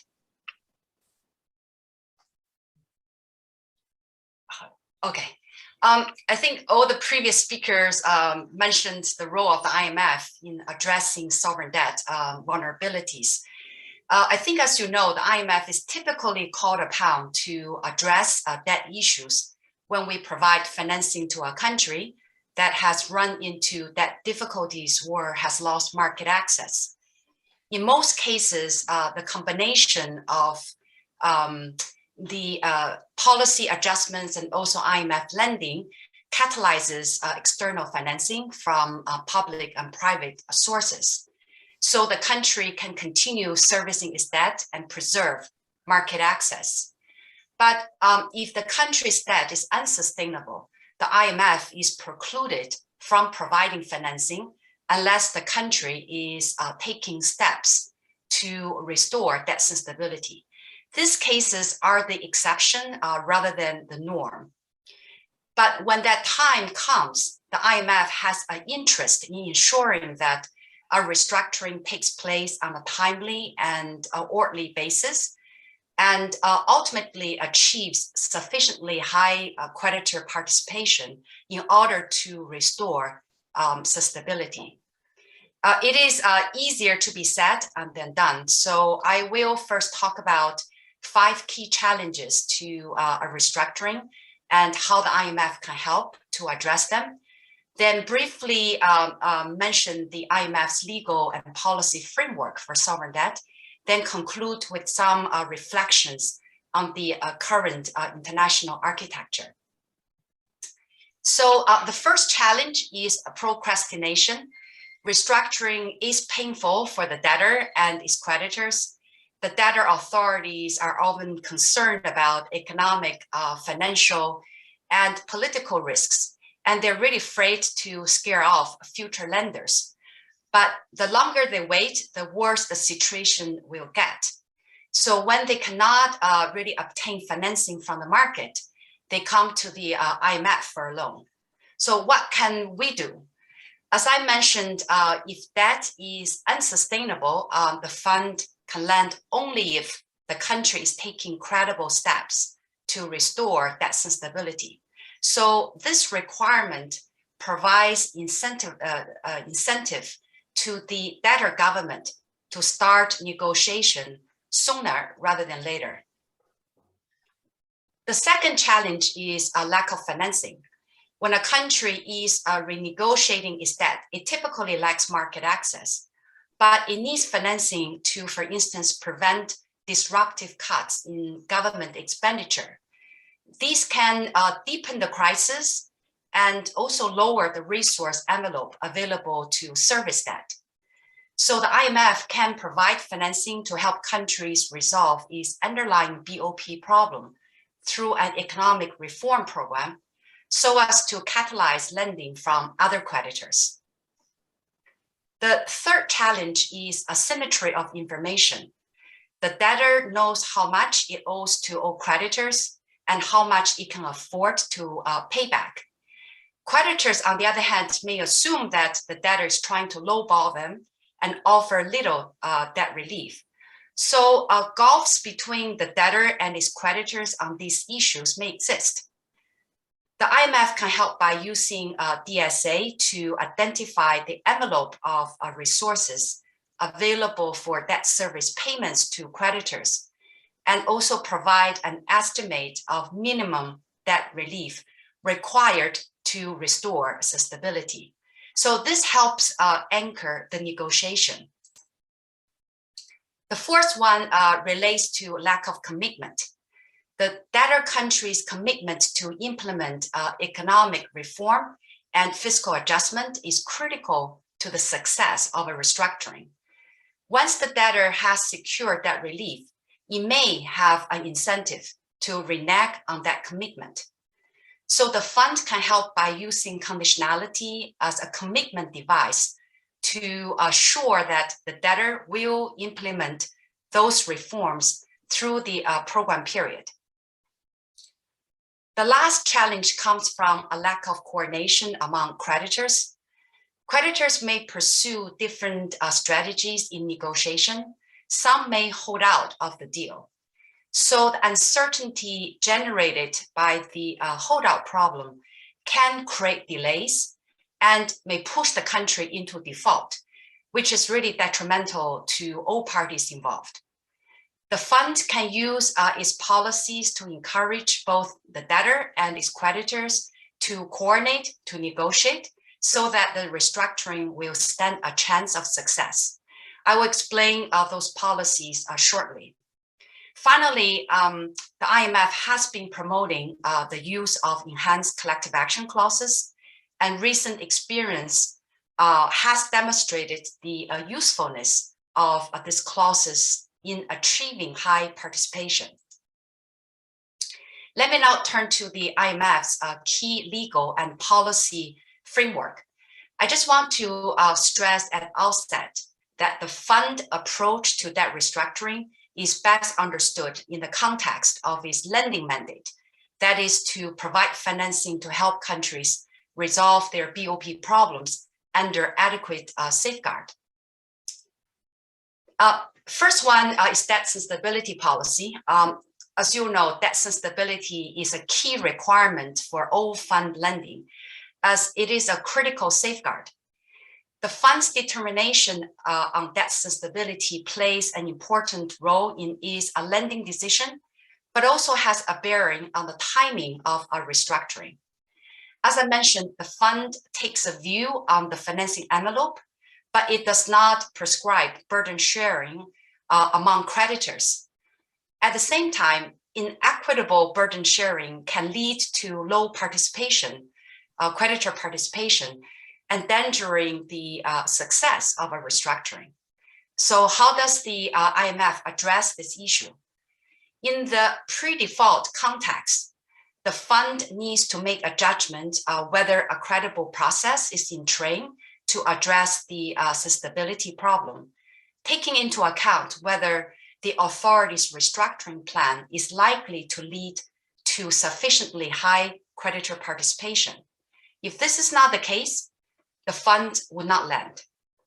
As to the official bilateral creditors, credible and specific assurances of debt relief and or financing consistent with the program parameters will be required under the fund's policy. And it can take the form of, for instance, Paris Club agreed minutes or common framework creditor committee statement. In the post-default context, the good faith criterion under the arrears policies would apply. I will explain these policies very shortly. We have made considerable efforts over the years to refine the analytical tools to make debt sustainability assessment as transparent and predictable as possible. Now we have two methodologies for one for market access country and the other for low-income countries. The second policy is on exceptional access. The fund may lend beyond the normal access limits under heightened security as a safeguard device, including the 4 substantive criteria and procedural requirements, for instance, early executive board engagement under the exceptional access policy. I just want to highlight criterion number 2 on debt sustainability with high probability. As you know, this criterion was modified in 2016 to remove systemic exemption and also to better calibrate responses to a member's debt vulnerabilities. So when debt is sustainable, but not with high probability, so-called a gray zone, the fund can lend if the member receives financing from sources other than the fund. during the program, so that such financing coupled with a policy program or reforms improve debt stability and significantly enhance the safeguards for the fund resources. Note that this does not require the country to move from the gray zone to the green one, that is sustainable with high probability. How to achieve this would depend on the specific circumstances of a country. For instance, a reprofiling, that is a short extension of maturities falling due during the program, with normally no principal or coupon reduction, may be appropriate in some cases. The next two policies on financing assurances and arrears really operate in tandem to ensure consistency of fund financing with the members' return to a viability in order to give us the assurances that the fund will get repaid.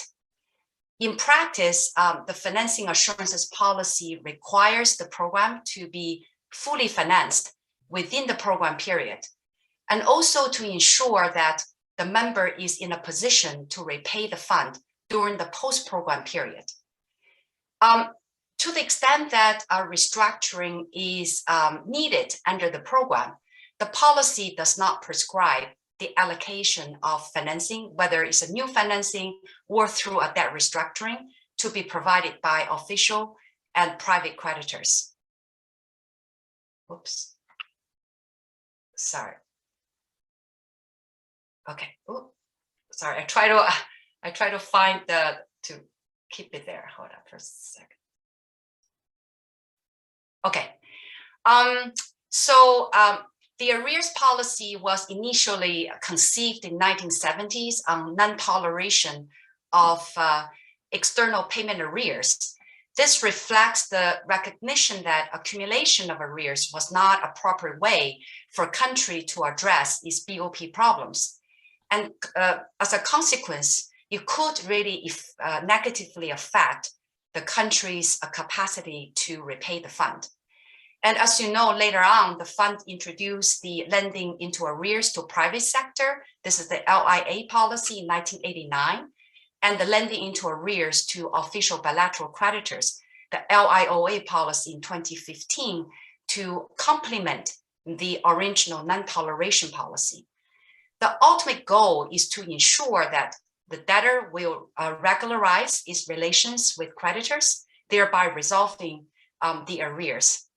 As I mentioned before, the LIA and LIOA policies include good faith requirements to incentivize debtors to timely and constructively engage with creditors. So this policy basically defines the conditions under which the fund can lend despite arrears and apply differently depending on the creditor involved. I won't get into the details, but just want to mention that we are in the process of conducting a comprehensive review of these policies in light of the evolution of the creditor landscape and also recent experience with debt restructuring. As to the IMF's role in the restructuring, I'm going to be super quick. Just want to highlight that it is up to the debtor country to decide whether to restructure, and the IMF does not macromanage the process, but the fund can play supportive roles. Let me get to the last part of my presentation to share some reflections on the international architecture. As you may know, we published a paper in September 2020 to take stock of the experience with private sector sovereign debt restructuring since 2014. So I will just quickly mention 3 sets of key takeaways from that exercise and also some additional challenges since then. First, the experience to date, although not extensive, suggests that the contractual approach for restructuring private sector claims remains appropriate, and it really has been largely effective in resolving debt problems. For instance, almost all international sovereign bonds include some forms of CACs, and inclusion of enhanced CACs continues to be very high, above 90%. And previous speakers mentioned enhanced CACs have been already used in recent Ecuador and Argentina restructuring. Also, since 2014, restructurings have had much shorter duration and higher participation, and there has been no ex-post creditor litigation due to the use of collective action clauses. Despite these very encouraging developments, the current framework has gaps that could pose challenge in future restructurings. Let me just mention a couple. Non-bonded debt, such as syndicate loan, bank loans, has become more prevalent, particularly in low-income and frontier economies. And these instruments often do not have CAC equivalent clauses for modifying payment terms. Also, the increased use of collateral could complicate the restructuring process. And there is increasing stock of debt owed to non-Paris Club creditors, including China, India. The common framework provides a new modality for collective action among official bilateral creditors by bringing in the non-Paris Club creditors, but it has not really delivered on its promises. As you may know, only 3 eligible countries have requested that treatment under this framework, and each case has experienced a significant delay. For instance, it took months to establish a creditors committee in the case of Chad, and a creditors committee for Zambia still has not been formed. These delays, together with challenges in bringing on board private creditors on comparable terms, also held up the IMF lending to these countries. As I mentioned, we need credible and specific assurances from the official bilateral creditors to proceed, also credible process from private creditors to restructure on terms that will restore debt stability.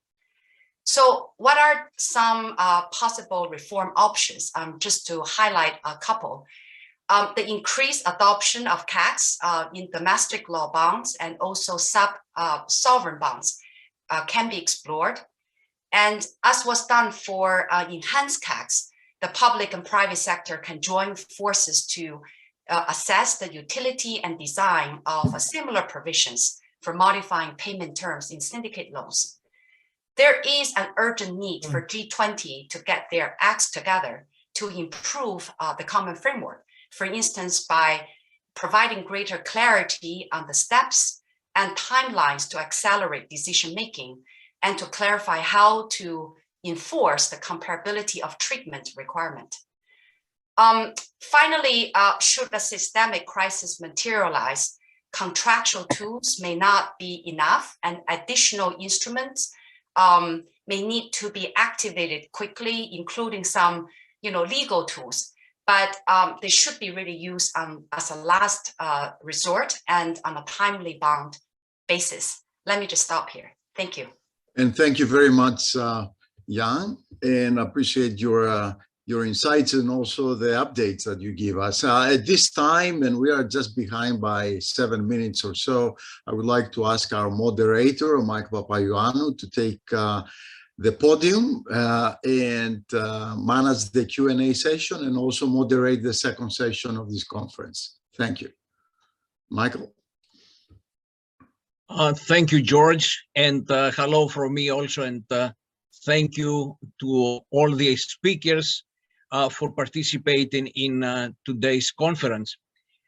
Now, first, I would like to mention a clarification with regards to my title. It's Technical Assistance Expert Advisor. I am not a staff of the IMF. I was working at the IMF for a number of years, and now I am a technical assistance consultant. Now, with this clarification, let me proceed with the rest of the program. the start that we have at this moment of the questions and answers is the important, I think, consideration that we should be given based on the discussions, the presentations that we heard.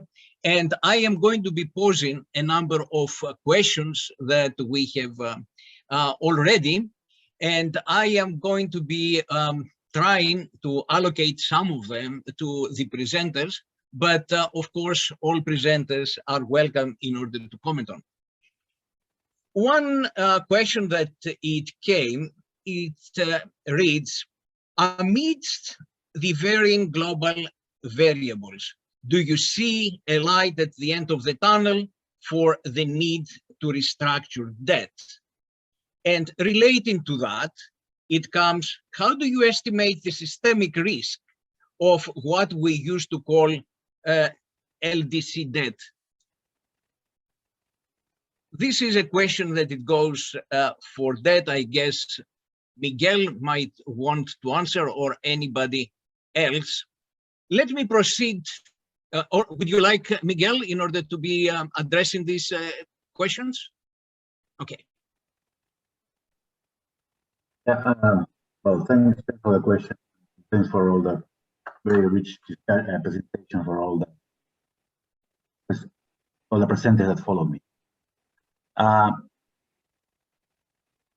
So let's start from the second part, if I understood of your question on the systemic risk. Well, that's, I mean, systemic, at least the common acception of the word systemic requires that something affects the global system on some dimension, something global, right? Yeah. And by the figures that I presented and that I presented earlier, the debt held by DICs from the global debt market is not systemic. So even if you have many restructurers, even if you have 10, 15, 25 small countries restructuring, you have a lot of problems in those countries, but they don't reach to a level of systemic. So that's the systemicness of the issue. Now, for that subset, that's not to downplay the importance and the seriousness of the issue. It just doesn't affect global debt markets. Now, it would be different if, what would affect global debt markets? That type of event that Athanasios mentioned, the European crisis and the potential debt crisis, those had the potential to be systemic, right? And then I heard all the points that Athanasios made, and I agree with many of them. Behind those considerations, what the concern that if the European authority had not handled those events more closely or most adequately, including by changing the rules of the game, their game, it could spread to a systemic debt crisis, just because they were advanced economies, large debt markets.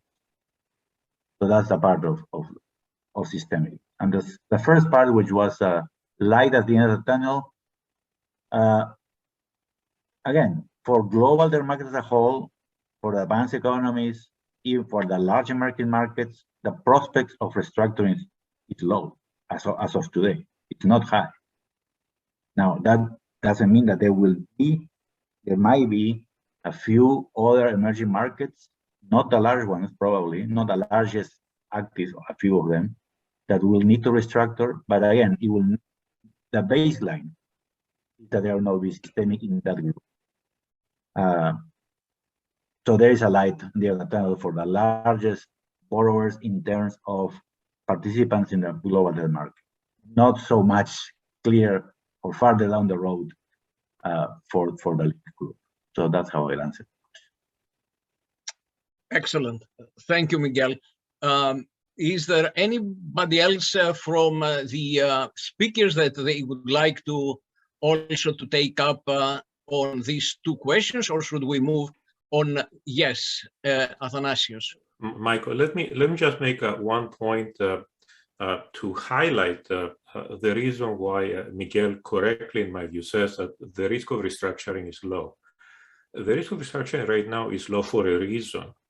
And the reason is that we have been in a situation with globally exceptionally low interest rates. So we're in this environment where, in terms of debt dynamics, R is below G.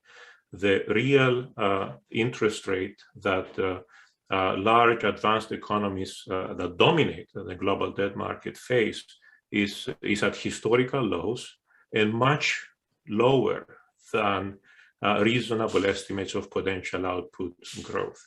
This suggests that as long as we have fiscal policy that maintains primary imbalance, which, like if I look at the euro area, before COVID, virtually everybody was having primary surpluses. It's why the euro area should not have had any issue at all 10 years ago or recently or going forward. It's not a problem. And that same configuration is, in my view, what the IMF analysis starting point should be when concerns about debt sustainability are there for other economists that do not face the same interest rates. Because right now, the cost of financing is so incredibly low for large advanced economies in all of the major currencies that we have, that some of that benefit should translate to reduce the risk of unsustainability for the poorer countries that cannot do this without the IMF's help. And it's very, very important to do the debt sustainability analysis correctly. Let me spend 1 minute clarifying what happened in the euro area, what is still a risk in the euro area, and what was mentioned, the risk of restructuring as low. This assumes that we will not have the mismanagement that we've seen in the euro area, for example, 10 years ago, which is a political risk, and we could very well have that restructuring. So the way the IMF is doing debt sustainability analysis, the way the European Commission is doing debt sustainability analysis right now in the euro area, effectively takes as a starting point market interest rates inclusive of default premia instead of safe interest rates. And we all know, since debt markets have multiple equilibria, you can always create a sustainability problem if you use the wrong interest rate. So this is standard practice, unfortunately, in Europe. I'm very worried that if this is not corrected in Europe, we're going to have the European Commission effectively suggesting with their standard practices a year from now that we have unsustainable countries in the euro area, the same way this was incorrectly assessed in 2010. But that's a risk where I think the IMF, with better advice, can come in and diffuse those risks. Thank you, Athanasios. Yes, Alfonso. Yeah, if I may, just to follow up on what Athanasios has just mentioned and the role of the IMF with setting rates, not just in the program when it comes to debt sustainability analysis, but also in the midst of a debt restructuring, the IMF's debt sustainability analysis becomes kind of the Bible, and therefore they run the risk of setting the tone for the discussion around the exit yield that creditors should have with a debtor. And I think there the sensibility is huge, and the sensitivity is huge.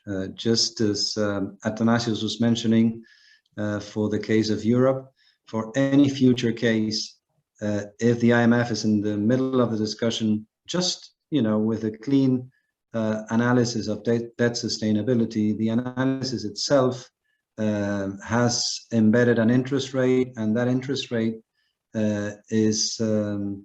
may actually set the tone for the debt negotiation that they don't want to get into. So just an additional thought along the lines of what Athanasios was saying. Thank you, Alfonso. Any other comment on these two questions? Because we have a few more questions. I'm not going to be taking all of them, But on this instance, I would like to remind our attendees that you can enter your questions for our speakers under the questions tab that we have at the control panel. So please continue sending us questions. Now, I think these are important questions. I'm going to be keeping one of the questions that we have for the second session, for the questions and answers of the second session. But I would like to point out the two comments and questions that they are coming also, especially for the 3X central bank governors.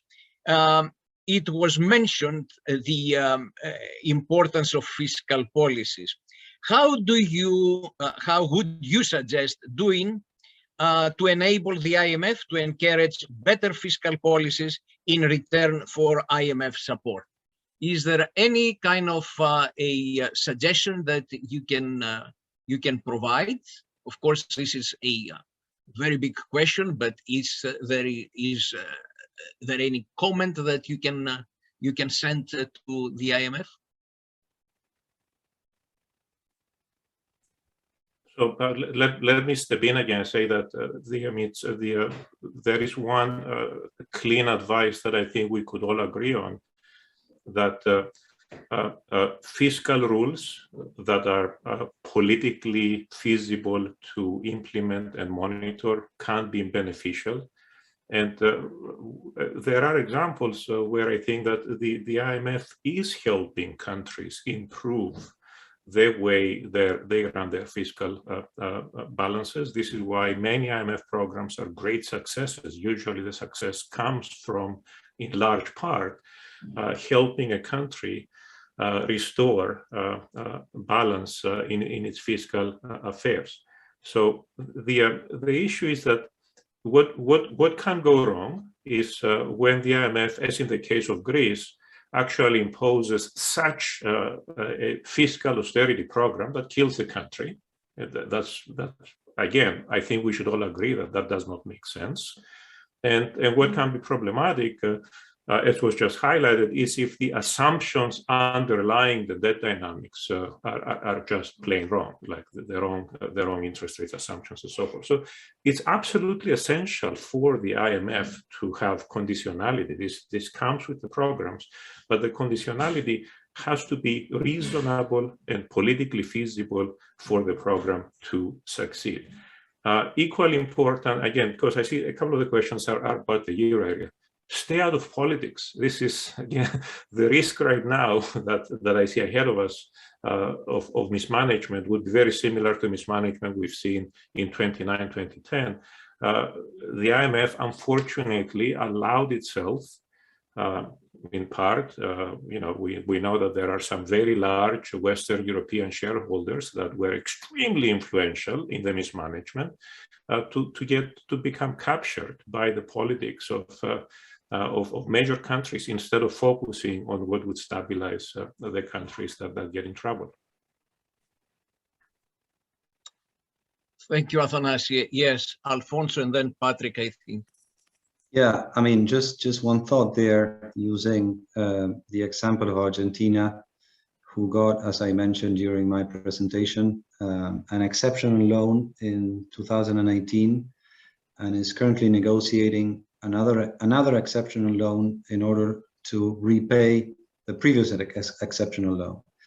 So just as Yan Liu showed us, there are four, criteria that need to be met.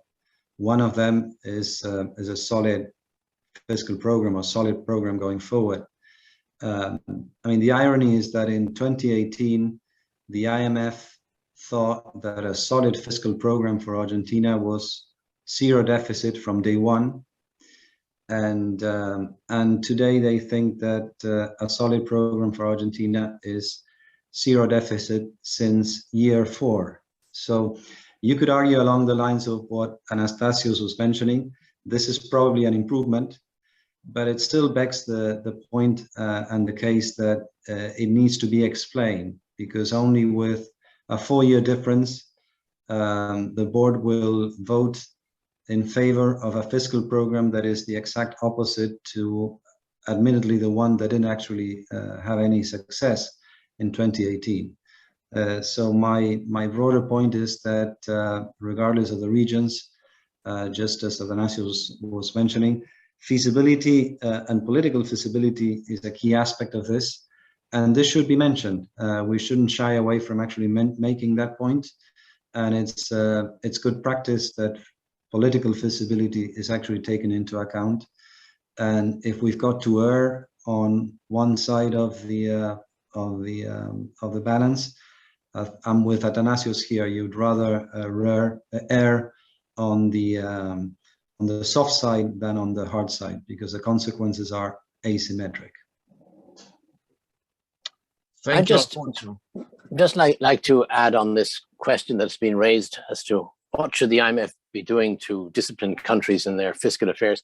The current situation has nothing to do with this problem. The current situation that we are addressing here, the big increase in debt ratios and the likely further increase in debt ratios as governments handle the corporate debt difficulties that are faced by many countries, as was presented very clearly in an IMF paper earlier this week, and which may involve additional fiscal outlays to resolve those corporate over-indebtedness issues. The situation has arisen because of necessary fiscal spending to deal with the pandemic crisis. So this, should the IMF be telling countries to spend less?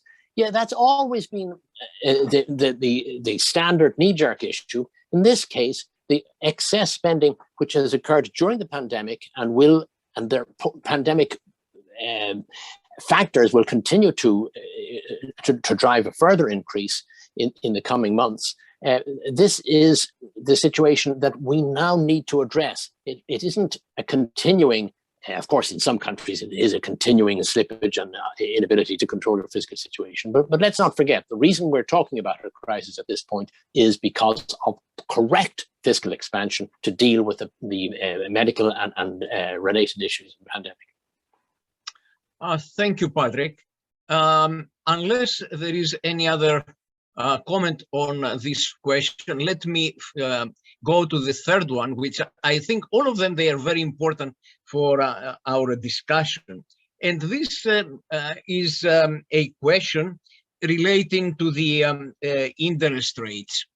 And all of you, all of the presenters, they mentioned one way or another the interest rates and the transparency that it needs to be there for the inclusion in the IMF and the debt sustainability analysis.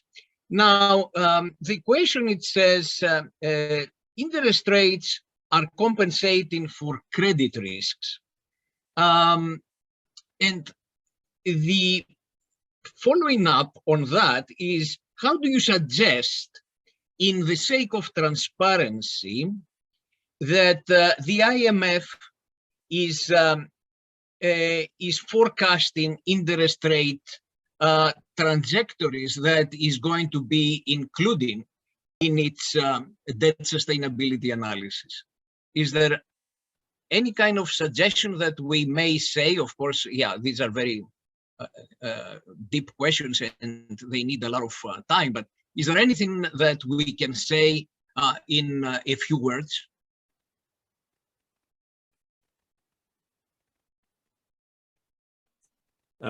Let me just make one point on credit risk and how to take this into account. I agree, of course, there is credit risk, but we can decompose that credit risk into components.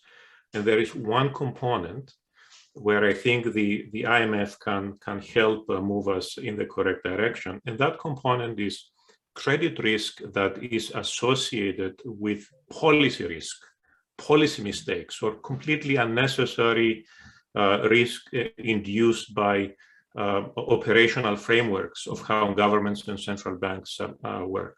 Let me give you an example from the euro area, since there are currently concerns. A number of member states have very high debt. Italy comes to mind.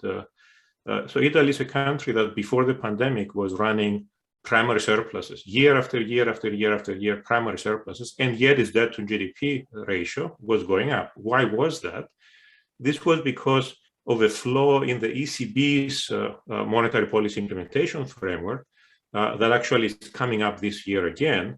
The ECB has been using credit rating agencies to determine the eligibility of government debt for collateral purposes. That actually induces something that looks a lot like credit risk in government debt markets, and of course makes the situation far worse and raises interest rates. But as a matter of fact, it's not credit risk, it's policy risk. It's all associated with a discretionary decision of the central bank of the country, because the ECB is the central bank of Italy, that effectively raises the cost of financing of of Italian government debt, and it has the implication of reducing the cost of refinancing of other euro area debts, like in Germany, by messing up the debt markets in Europe.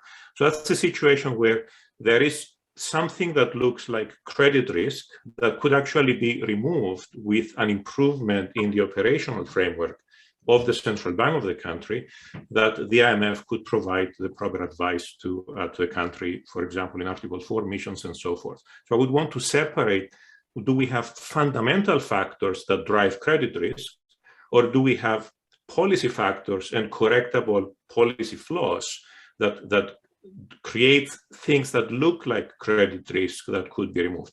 In this second part, I would also highlight what we've just heard about the risk of how the IMF is doing analysis. So if the IMF in a restructuring discussion assumes a very high credit risk, that decision in itself effectively will be translated into a reflection of higher interest rates in markets. And this is why it's so incredibly careful not to try to be overly strict, unnecessarily strict, beyond what fundamentals would suggest with interest rate assumptions. Very clear, Athanasios. Anybody else? I would only add on this point. It's not just a question of debt sustainability analysis being carried out in advance of a debt restructuring. If you're in a debt restructuring situation, this possibility of multiple equilibria exists. So you can imagine a debt restructuring, which was proposed along certain lines, and which looks as if it requires a very deep restructuring, and with certain interest rates and certain schedules of payments. There could be other solutions which have lower interest rates and higher debt coming out of it, and that's a well-known problem of the designers of restructuring. So it's not just a question of in advance debt sustainability analysis. It's a real live question in a particular debt restructuring operation, because the last thing you want, indeed we've seen a number of cases, the last thing you want is a debt restructuring which doesn't work because the assumptions built into it about what's going to happen in the future are not realized, not simply because the government doesn't do what it says it will do, but because of the market's expectations are not consistent with what has been built into the restructuring.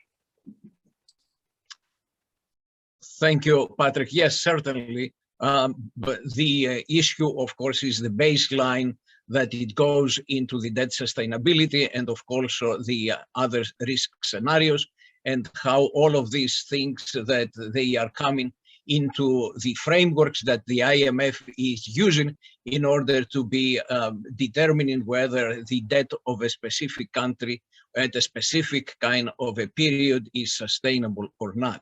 But we all agree that debt sustainability, it should be founded on transparent assumptions, and also that there should be a number of discussions with the countries and also probably with other entities that they are entering into the picture, including creditors, including financial advisors.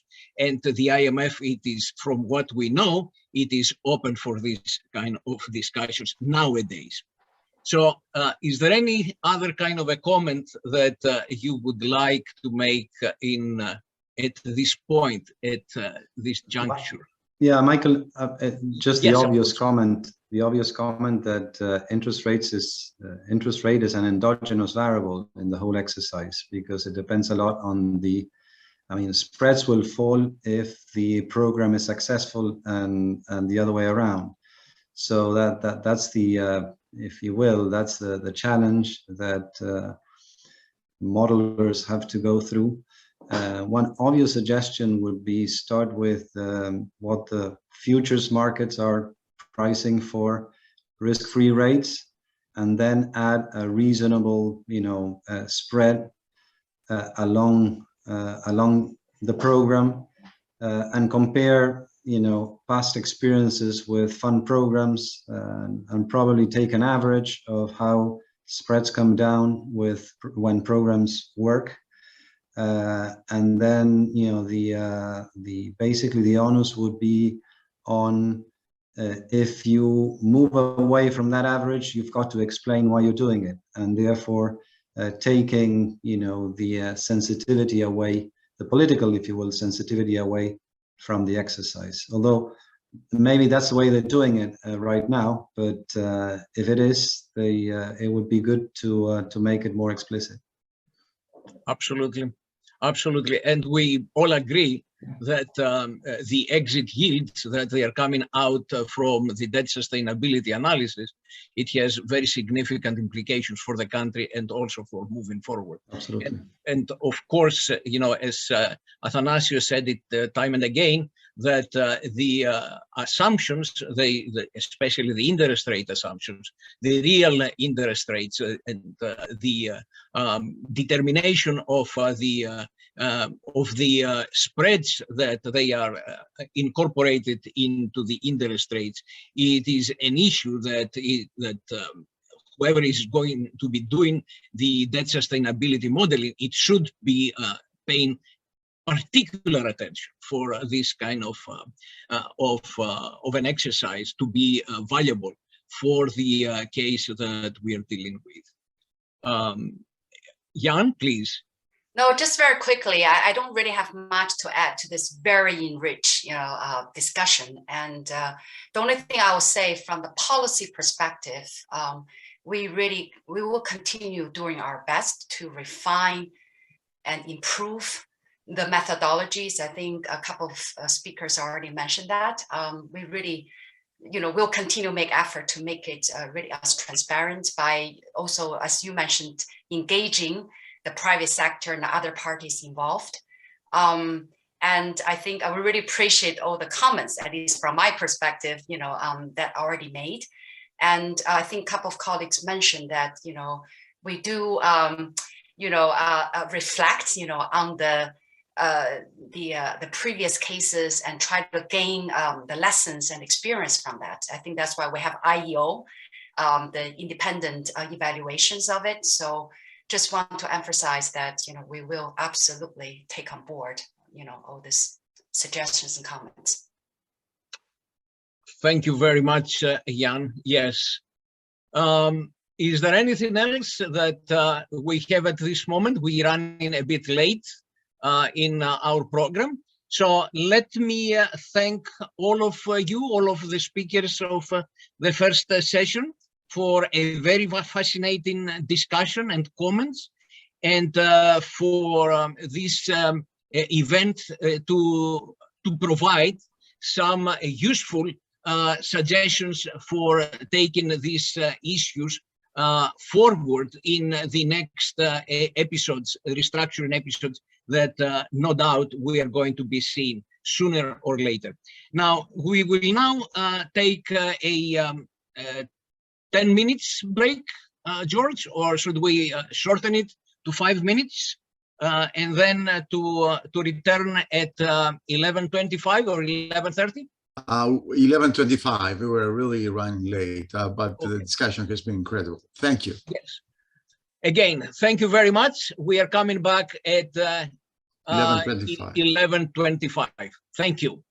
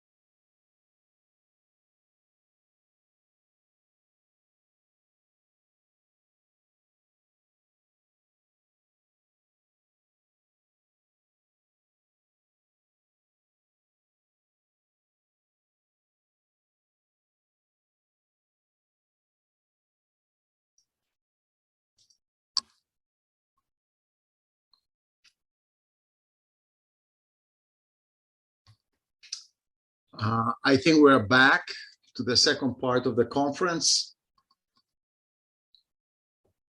And Michael will moderate the second part of the conference.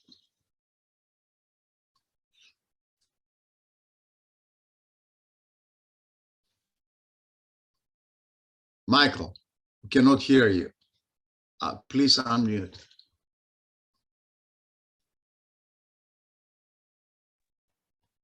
Thank you. Okay, thank you. Welcome back to everyone, and we are looking forward to our second session. And we hope that you are going to be participating in the Q&A that it's going to be starting in approximately 1 hour and 15 minutes.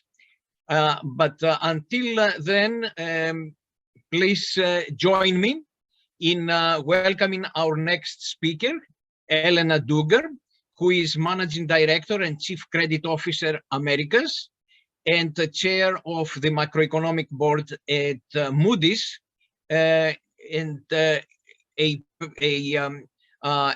presenter that it has been also in our previous restructurings. Welcome, Elena.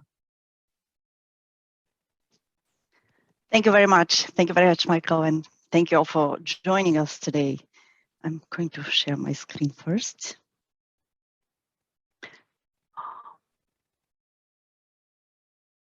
Okay.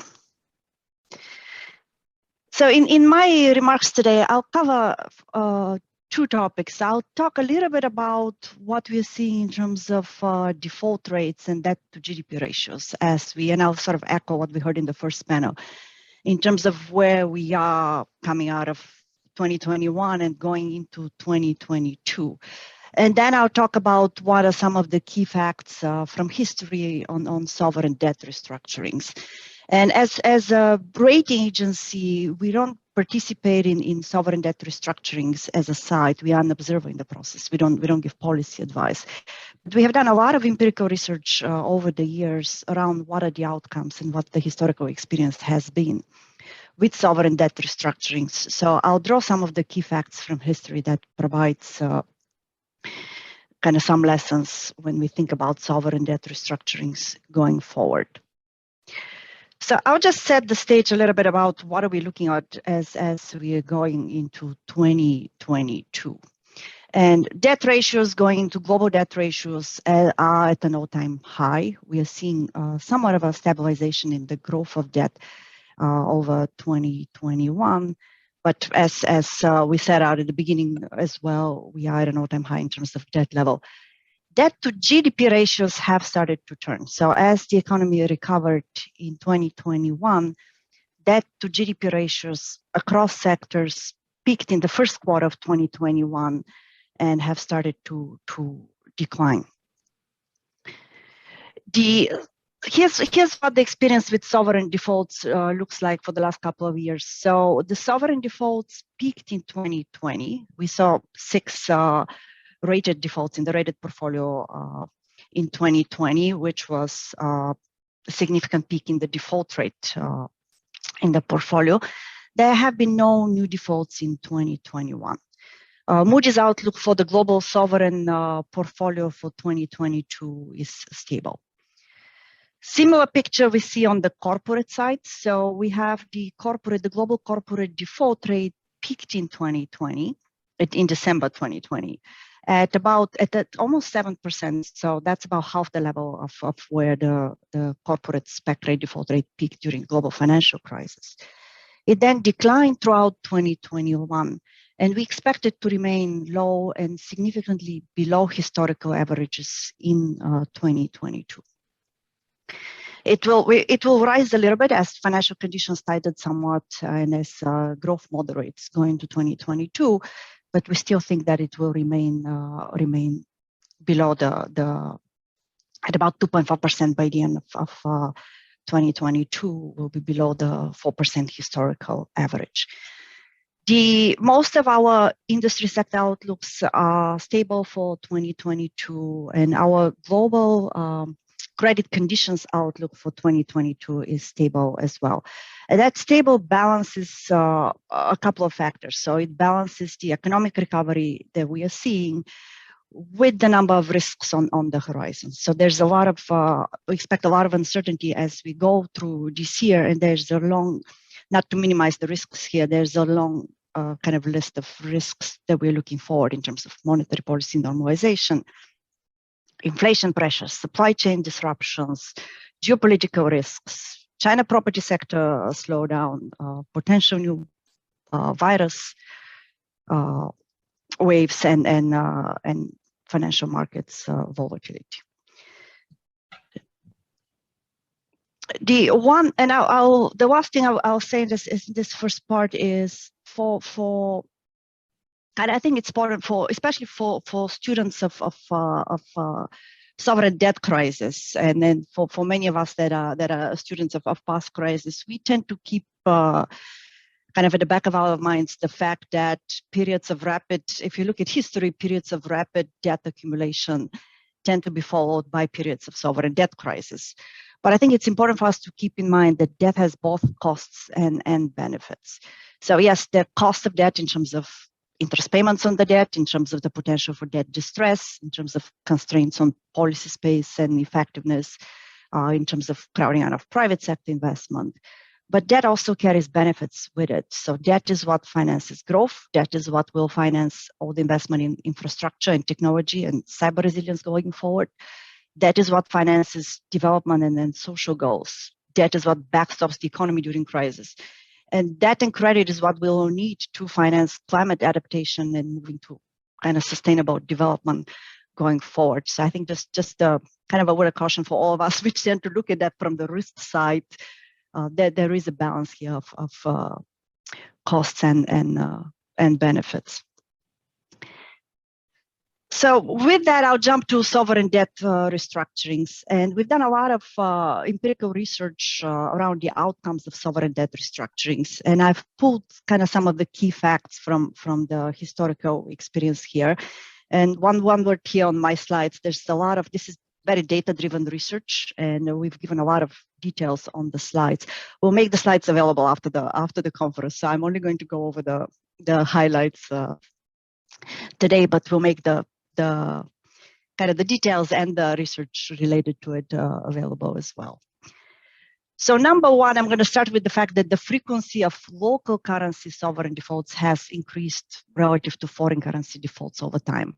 And what's really increased is the share of defaults where sovereigns default on both their local and their foreign currency debt. So in the last 20 years, so since 1997, the share of this joint local and foreign currency defaults has been 30%. And if we compare this to the 20 years before, that would be a sliver on the pie chart. It would be just 4%.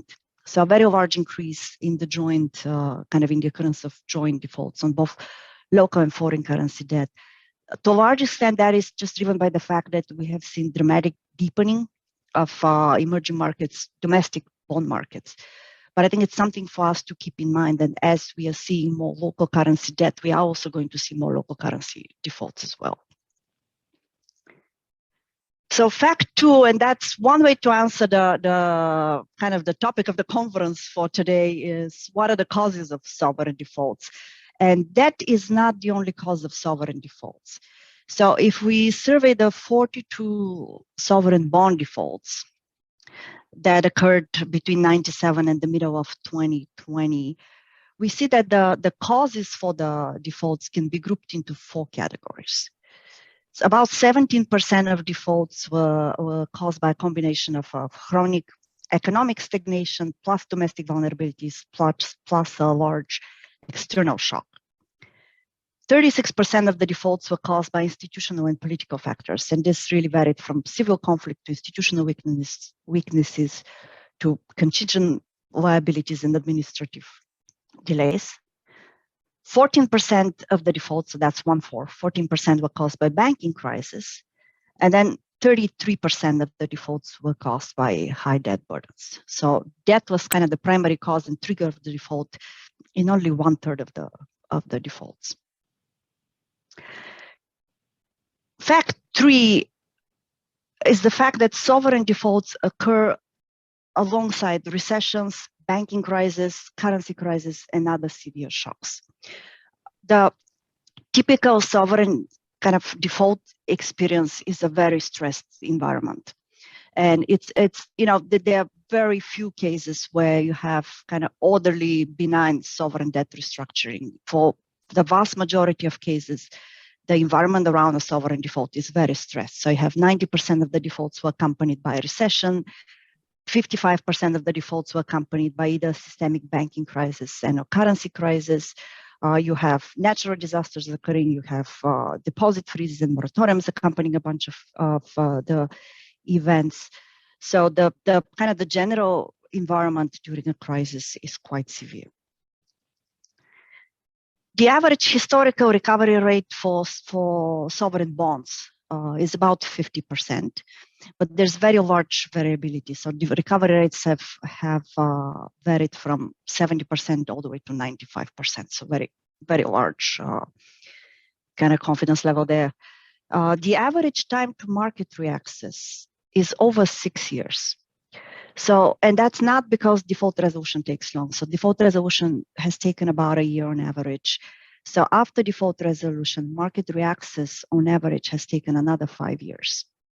And there are a lot of cases where market reaccess has taken a year or 2 or 3, but there are also a lot of cases on the other end of the spectrum where it has taken a long time.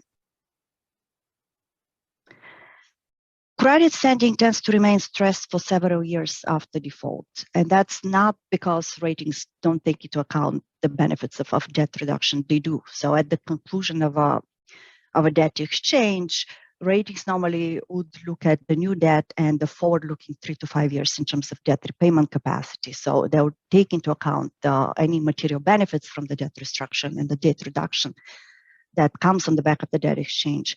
But in many cases, redefault risk remains high. And in many cases, it takes time to address the underlying vulnerabilities that caused the default in the first place. And one related point around ratings are not the same thing as market access. So if you compare the properties of credit ratings with market implied measures of credit risks, what you find that market implied measures of sovereign credit risks are much more volatile than ratings, and they also reverse much more often than Moody's ratings. So one of the reasons why market access remains impaired for a long time, one of the reasons why ratings remain low for a long time, is the fact that sovereign debt restructurings often provide liquidity relief, but do not reduce debt levels. So the average sovereign exited default with debt to GDP ratios only 5 percentage points lower than before the restructuring. And for about half of the sovereigns, nominal debt levels actually rose in the aftermath of the debt exchange. And there are two kind of primary reasons that are driving this. One is just the terms of the restructuring. So many exchanges include maturity extensions, and so most exchanges include maturity extensions and interest reduction, but no nominal haircut on the principal of the debt.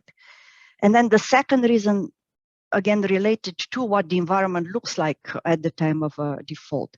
Often there's new borrowing that takes place during the debt crisis to support the economy, to support the banking system that adds up to debt levels. And one of the reasons, this is the example of I'm echoing kind of the first panel here, the example of Greece. Greece exited the restructurings with debt levels similar to when it entered the debt restructuring. And it was not because, it was because of the severity of the economic crisis around the event and the need to recapitalize the banking system. And that happened despite the fact that bondholders were actually, the bonds were written down to 8 cents on the dollar coming out of the two debt exchanges. And the last 2 points I'll make is kind of around the conclusion of sovereign debt restructuring. So for the bond restructurings sample, the average time from the start of negotiations with creditors to the conclusion of the restructuring was about 7 months. So that's much faster than the 7-8 years it used to take to negotiate debt restructurings back in the 1980s. And whenever there were a few cases where you had delays and they were related to the parallel restructuring of official sector or the commercial loan debt. And also there were cases of civil conflict going on at the time as well. And the creditor participation rate in sovereign bond restructuring averages 95%. So very kind of high levels of creditor participation. The rounds to the courthouse have generally been the exception. So Argentina is really the only case out of the over 40 restructurings where you've had persistent litigation. And the last point I'll make here is the CACs have mattered. So CACs and exit consents were important in concluding of the debt exchanges. So about a third of the sovereign debt exchanges relied on using CACs or exit consents included in the bond contracts to conclude the exchanges and include a larger share of creditors in the restructuring. So I'll stop here, and this is kind of some of the things I think we need to take in mind that come out of the historical experience in terms of informing how we think about sovereign debt restructurings going forward. Thank you, Elena. We will now hear from Rafael Molina, who is a managing partner at New State Partners. Rafael has been also with us for all our sovereign debt restructuring conferences. The floor is yours, Rafael. Thank you, Michael. I think that for some reason my video is not starting. I think that perhaps Colleen, if you could, you can restart it for me. Thank you, Michael, and thank you, George, and thank you all the participants for their presentations, and also for the opportunity to also share some of my thoughts. I'm going to share my screen just for a second, please.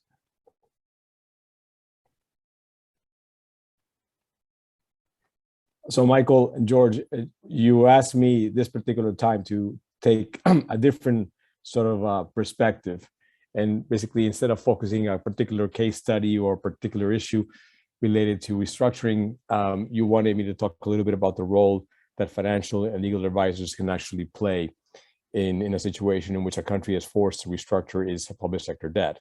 I know that there is a lot of views on this particular issue, this particular subject, whether they're useful, whether they actually provide a good service, they add value or not. And of course, being a financial advisor, you probably you'll see that I will take the view that we actually do have a role to play and we do add value. The way that I wanted to structure my remarks is sort of in five sections. The one is to basically look at the current macro environment. Excuse me.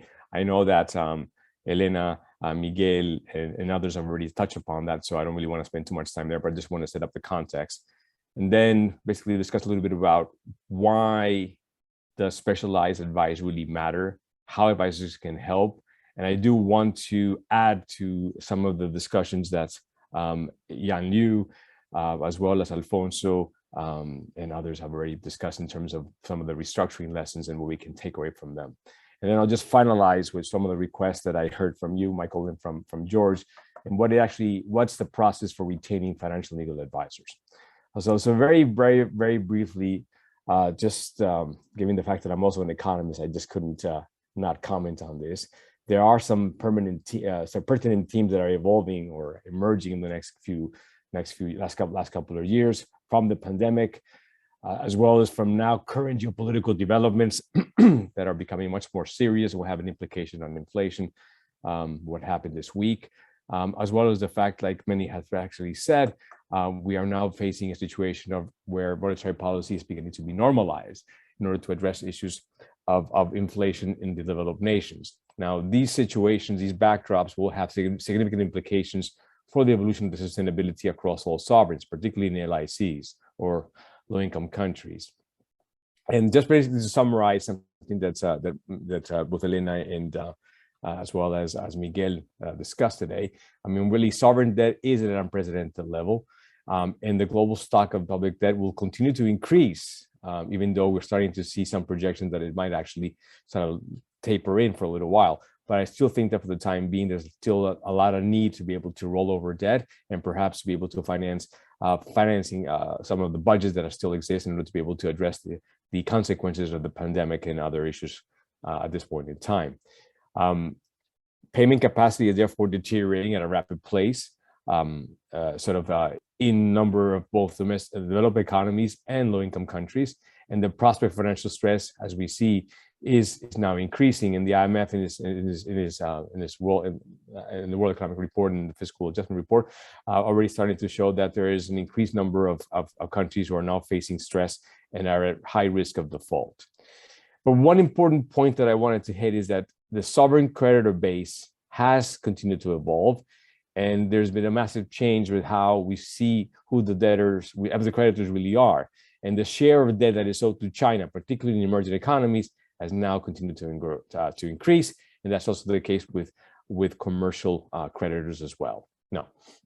Now, why does specialized advice really matter in this particular case? Well, the most important answer, really, from my perspective, is that sovereign debt restructurings are very complex, and they don't always happen very often. So a lot of people a lot of policy officials on the debtor side don't always have the right experience and the right background in order to be able to address it. And it's important to understand that it requires decisive and immediate policy actions. Yang Liu was made the point, for example, of what she called procrastination. I always tend to look at it from a perspective, not so much procrastination, but rather taking the ostrich sort of approach to problem solving, which is to put their heads in the sand and hope that things will go away. But the environment is not going to change.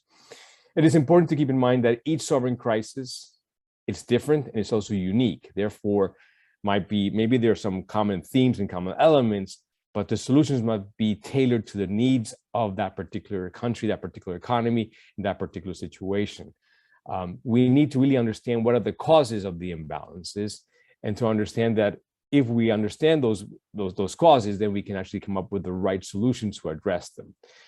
And it's also important to understand, like we just said, the creditor bases are very diverse and they are heterogeneous.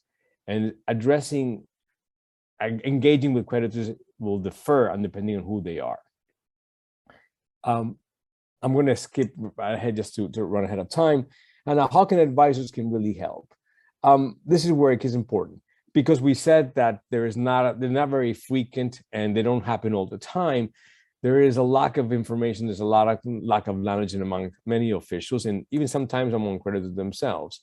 So it's important that you bring in some sort of expertise and experience to help with the process. I mean, the role of an advisor is not to make a decision. It's not to basically implement policy. Simply to help, either a government official or a creditor understand what their options are, and to be able to develop a process that is actually necessary in order to be able to get to the right level. The importance of that particular process is to minimize disruption for an economy, and as well as the impact on the society, and as well time to accelerate the resolution. So we actually do bring that expertise and that experience, and that's something that we need to do.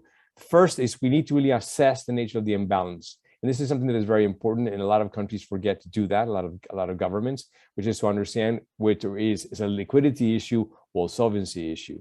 And that has to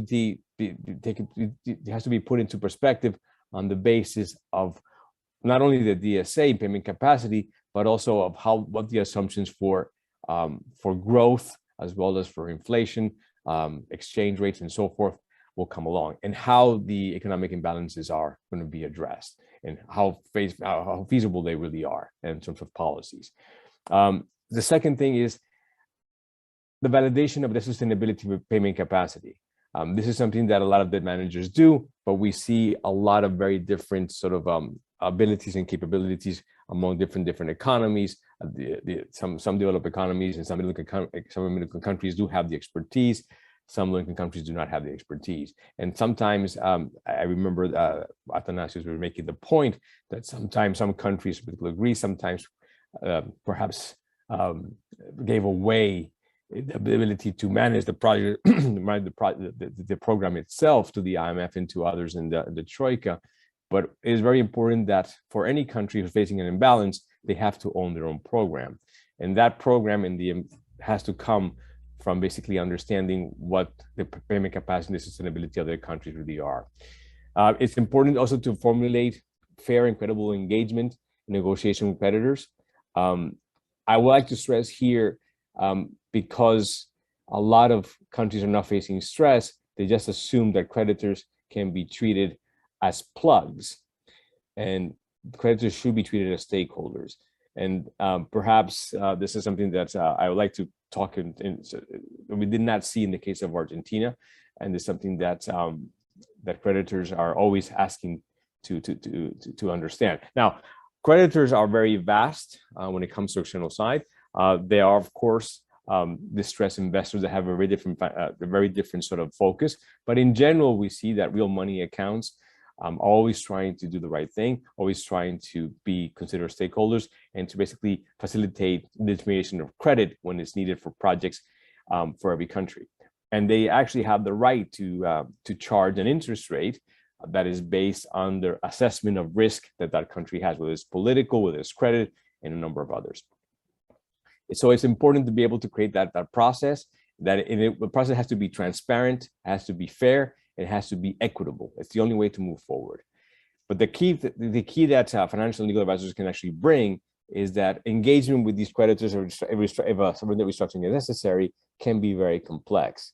So bringing expertise to understand the financial interests and constraints of each creditor base is very important, and can be very helpful to be able to address the process and to be able to create good coordination among those creditors in order to be able to ensure that the process for the restructuring, when necessary, is actually something that provides enough debt relief to support the government's reform program.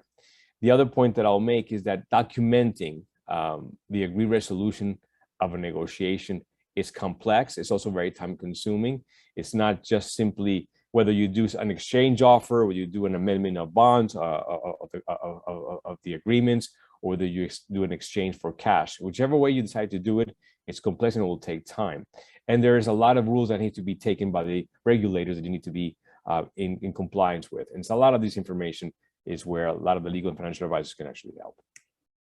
I want to move very quickly just to complement what we said on some of the important lessons from the way that I see it from financial advisor perspective. The first is that if a sovereign debt restructuring is necessary because of economic imbalances, before you actually move to a restructuring of your debt, you have to assess and address the economic imbalances.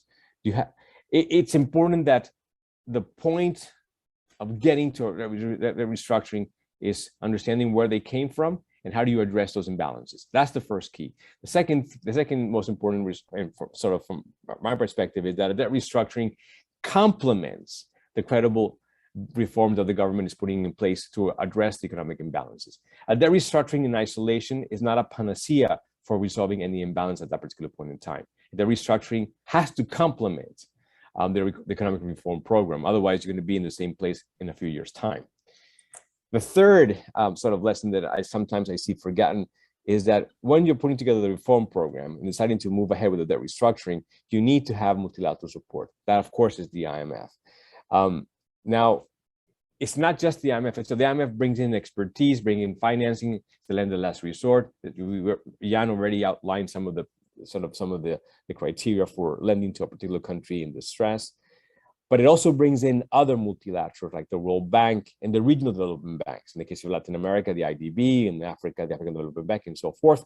And they not only provide assistance with financing, but technical assistance and capacity building efforts. Don't forget that when a country is facing these kind of constraints and needs to restructure, it had already lost market access. So being able to raise capital that is concessional or at least affordable for multilateral support is very important.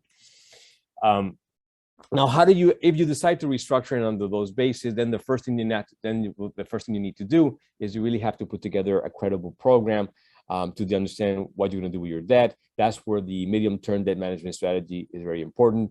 The IMF has spent a lot of time helping countries understand this issue. One of your speakers, Tor, Jonathan will be discussing this, probably not today, but he's written extensively on these issues, and a lot of that information is already available on the website. Once you have that ready, then you can basically develop a communication strategy that is actually viable to address with the stakeholders. And that, what I mean, is also with the creditors. I mean, it's not just basically the multilaterals and the bilateral, the Paris Club, but also commercial creditors. Sometimes countries decide that they don't want to be transparent, they don't want to share information, and it becomes very difficult to bring in consensus if that is the case. I do think that if you are going to do something in this nature, you really do need to engage financial legal advisors early, do not wait, because this is the whole issue of procrastination in the ostrich sort of situation. And then finally, to keep in mind, the process does matter. If you really want to get to a situation where you have consensual negotiations, in order to reach an agreement, you have to treat people fairly. You have to treat them as shareholders. And at the same time, you build consensus by making sure that you actually deal with the issue that Jan discussed about asymmetry of information. The country owns the program. The country owns the assumptions. The country owns what they can and cannot say and cannot disclose. So disclose early, and you'll be able to build consensus on that basis. That is sort of my perspective from that. And I can say that from our perspective, from working from New State, we have the philosophy that when we get engaged by a particular country, we always work on the basis of creating consensus by being transparent, by sharing information, by sharing assumptions, by seeking input, and by taking into consideration what creditors are saying. Markets matter. Markets do have, people should listen to what the markets are saying, both not only the creditors themselves, but also the debtors and multilaterals. One thing that I'll notice is that, and Alfonso was saying about the state contingency instruments that Argentina was using, that they might look very good on paper and sitting in sort of an ivory tower, but sometimes those issues are not easy to actually address in the practical form because maybe the market doesn't really want them, doesn't know how to value them, or they become very complex. Just as to conclude very, very quickly, when it comes to retaining financial legal advisors, how does it work? From our perspective is, it doesn't have to be difficult or controversial. You should basically, countries who need to do that or creditors who need to do that because they want the expertise, should select experience. You should seek references. From my perspective, be as transparent as possible, run an RFP, avoid the complexity. You don't need 150 pages RFPs, 3 or 4 pages that basically hides out what is your experience, what is the problem that you assess, how do you look at this resolution, put it forward together. And I think at the same time, make sure you have a very strong sort of engagement letter between the advisors you're hiring. So actually you define the objectives, you define the work streams, and then there's accountability for that. And then finally, understand the cost. It doesn't have to be expensive. Some countries have paid a lot. The case in some countries in the Caribbean, but that's because they haven't been transparent. They haven't really let the light come in. It doesn't have to be that way. Advisors usually charge either by hour, by a retainer, or a combination of different others, including success fees. Those things can be aligned. And the reason why those things exist is to make sure that there's flexibility in how basically a client, either a country or a creditor or anyone else, can actually pay for that advice. I'm going to stop there because I didn't want to run out of time. And then I'll just pass it on to my next colleague. And then we'd be happy to answer any questions. Thank you, Michael. Thank you, George. Thank you, Rafael, for your remarks. Now, we have heard the sovereign perspective to the question that we have posed for our conference. We have heard also the IMF perspective, the credit rating agencies perspective from Moody's. We heard Rafael from the perspective of the financial and legal advisors. Now let's move to the creditor's perspective. And I would like to welcome Federico Sequeda, who is Vice President at Eaton Vance Management, to begin our panel on investor perspectives. He's going to be followed by Liam Localio. Federico, the floor is yours.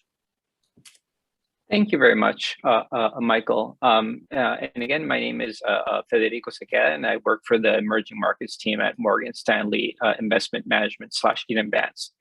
And I want to talk about a creditor or committees today, and more specifically, creditor coordination and engagement, which are two different things, but I think important when we're talking about creditors.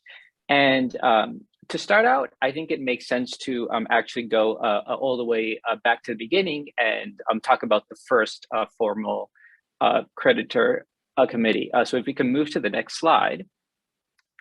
So on the left hand here, I have a picture of the first report that was written by the first formal creditor committee.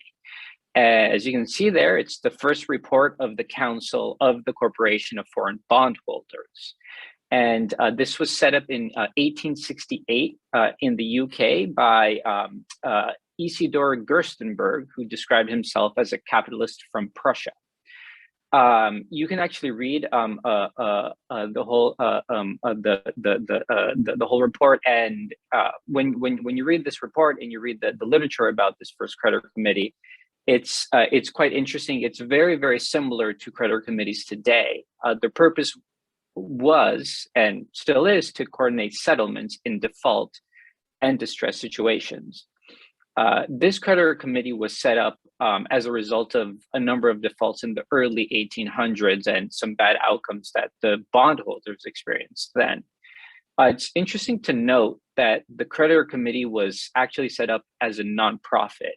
So it was not related to the government at that point in time. It was a private entity. Its founders had a number of links to the government, but there was no direct relationship. Over time, that this actually did change. If you read this first report, it covers dozens of ongoing restructurings, giving a status report on what's going on and on the conversations. And it's fascinating because it even includes a discussion of restructurings in such far-flung emerging marketplaces such as Virginia in the United States. So there's really many parallels to creditor committees today. This report also discusses how creditors have little or no legal leverage, and how the real leverage is about withholding future financing. And it indirectly suggests in a number of parts as well that the real purpose of the creditor committee is to be able to deal with a collective action problem of bondholders, which some other speakers have mentioned as well. Now, on the right side, we have a seal of the Foreign Bondholders Protective Council. So this is the first formal creditor committee that was set up in the United States. And as you can tell, it was set up much later than the one in the UK. And I think that makes sense, just given that the UK was more of the center of global finance at the time. I'll also note that the Foreign Bondholders Protective Council was set up with more direct help from the US government. So it's kind of an interesting point to note there. With that history behind us, let me move on to what the literature says about creditor committees. And so moving on to the next slide, we can start out by looking at what the literature says about US corporate creditor committees.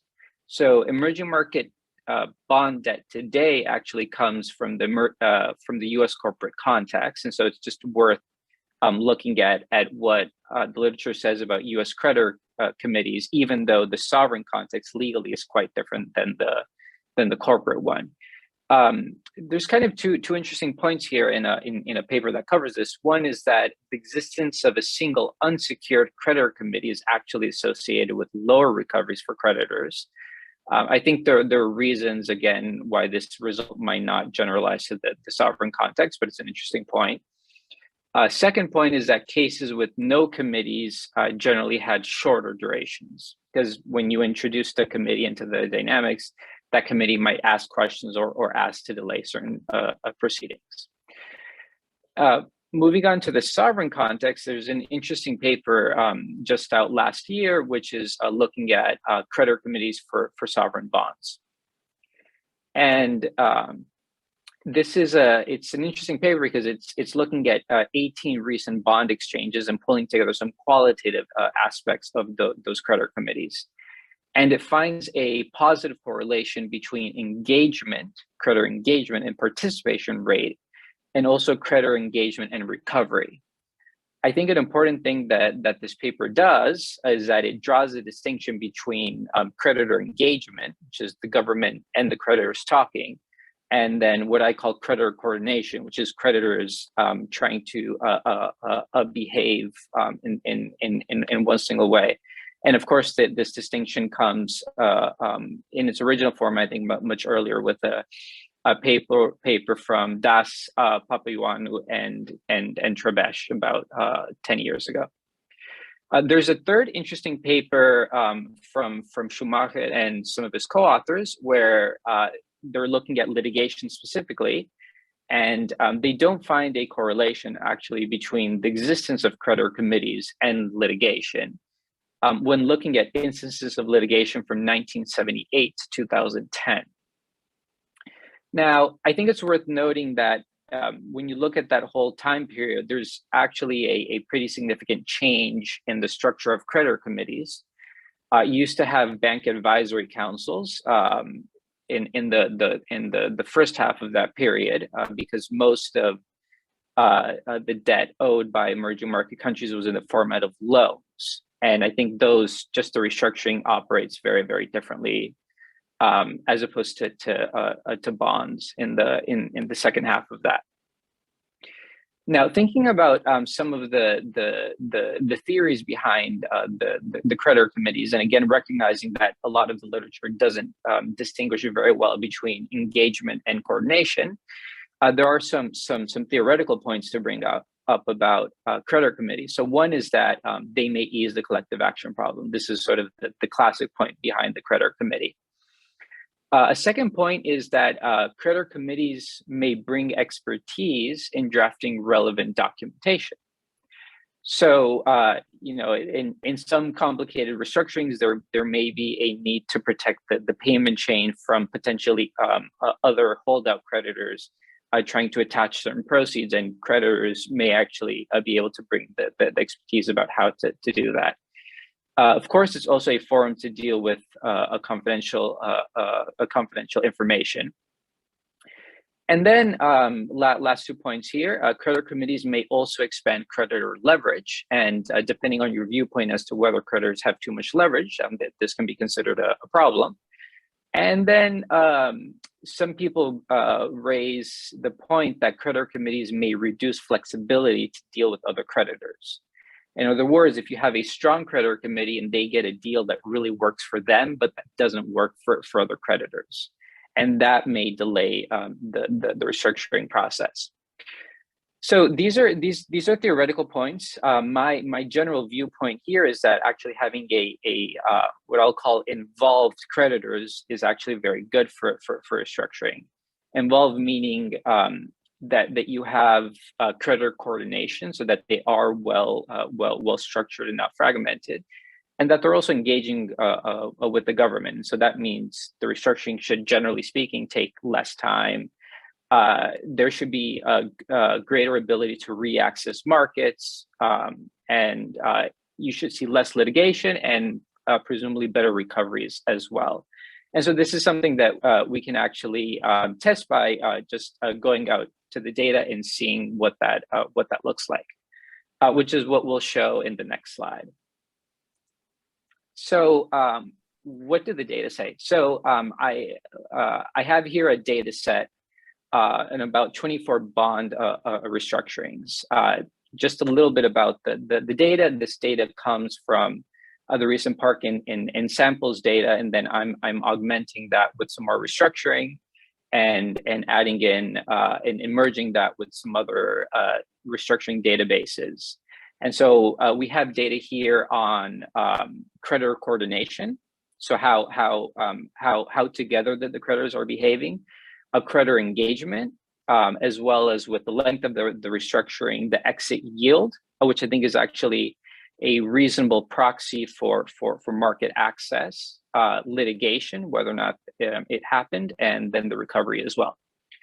So let me start out with the top left chart. So what we have here is a box plot. And we have three coded types of creditor engagement. Almost no creditor engagement, which frankly, there's only about 2 data points there. Keep that in mind. limited creditor engagement, and then extensive creditor engagement. And then on the y-axis, you have the length of the restructuring in years. The way to interpret the box plot is that the width of the box is the 25th to the 75th percentile, and the line in the middle of that box plot is the median. And so here you see that generally speaking, when you have more creditor engagement, you tend to have shorter restructurings. So consistent with the idea that more creditor involvement is a good thing. You can move over to the top right and look at the relationship between creditor coordination and exit yields. The picture here is a little bit murkier. You see that when you have high creditor coordination, you tend to have a lower exit yield. And again, I think actually the exit yield is an important point as other speakers have brought up. And I think it might serve as a reasonable proxy of market access. If you come out of restructuring with yields at 15%, it seems like the ability to access the market is not really there, and that might take a long time. If it comes out closer to 7%, I think it's easier to say that market access is going to happen sooner rather than later. Now, on the bottom left, also have a creditor engagement versus recoveries, and you see certainly that when you have more extensive creditor engagement, you see significantly higher recoveries too. I should note, and this is an important point here, that creditor coordination and engagement are correlated. And so part of what might be happening here is that when you have more engaged creditors, more engagement between creditors and the government, you also have lower exit yields, and that contributes to a higher recovery. In other words, the sort of message that I'm sending here is that talking more to your creditor need not necessarily mean that you're giving up more to the creditor and that the government is receiving less, because there is this overall beneficial dynamic going on. And then not shown here, but the conditional probability of litigation is lower, at least in this data set, when coordination is high. So when creditor coordination is high, you have about a 17% conditional probability of litigation compared to about a third if you just look at the unconditional probability of litigation.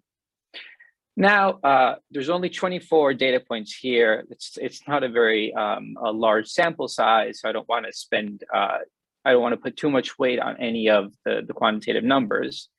But you look at, I think, some of the case studies, and you see the evidence more or less suggested the same. So if you take Barbados 2019, a creditor coordination was very high from the beginning. Engagement, I would argue, was relatively limited at the beginning of the restructuring. Towards the end of the restructuring, it really picked up quite a bit. And that was when we actually saw progress being made and the restructuring finalized. Coordination was high, the exit yield was relatively low, and there was no litigation in that case. Ecuador 2020, I'd say, I think you also had good creditor engagement, and consistent with that, you had a short restructuring period. Creditor coordination, I think, was not very high. You did have two competing committees, and associated with that, you had a litigation. Argentina 2020, I'd argue you had less engagement and less coordination. And I think you see that in the very, very high exit yields and the low recoveries. So again, just to end here, you know, when we're talking about who's to blame, certainly there's many different aspects to blame. But the part that I'll focus here on this presentation is the blame on creditors who are uncoordinated, and on a lack of engagement between the creditors and the government. And just the very last slide, I just have some of the sources, which I will then end my presentation. Thank you very much.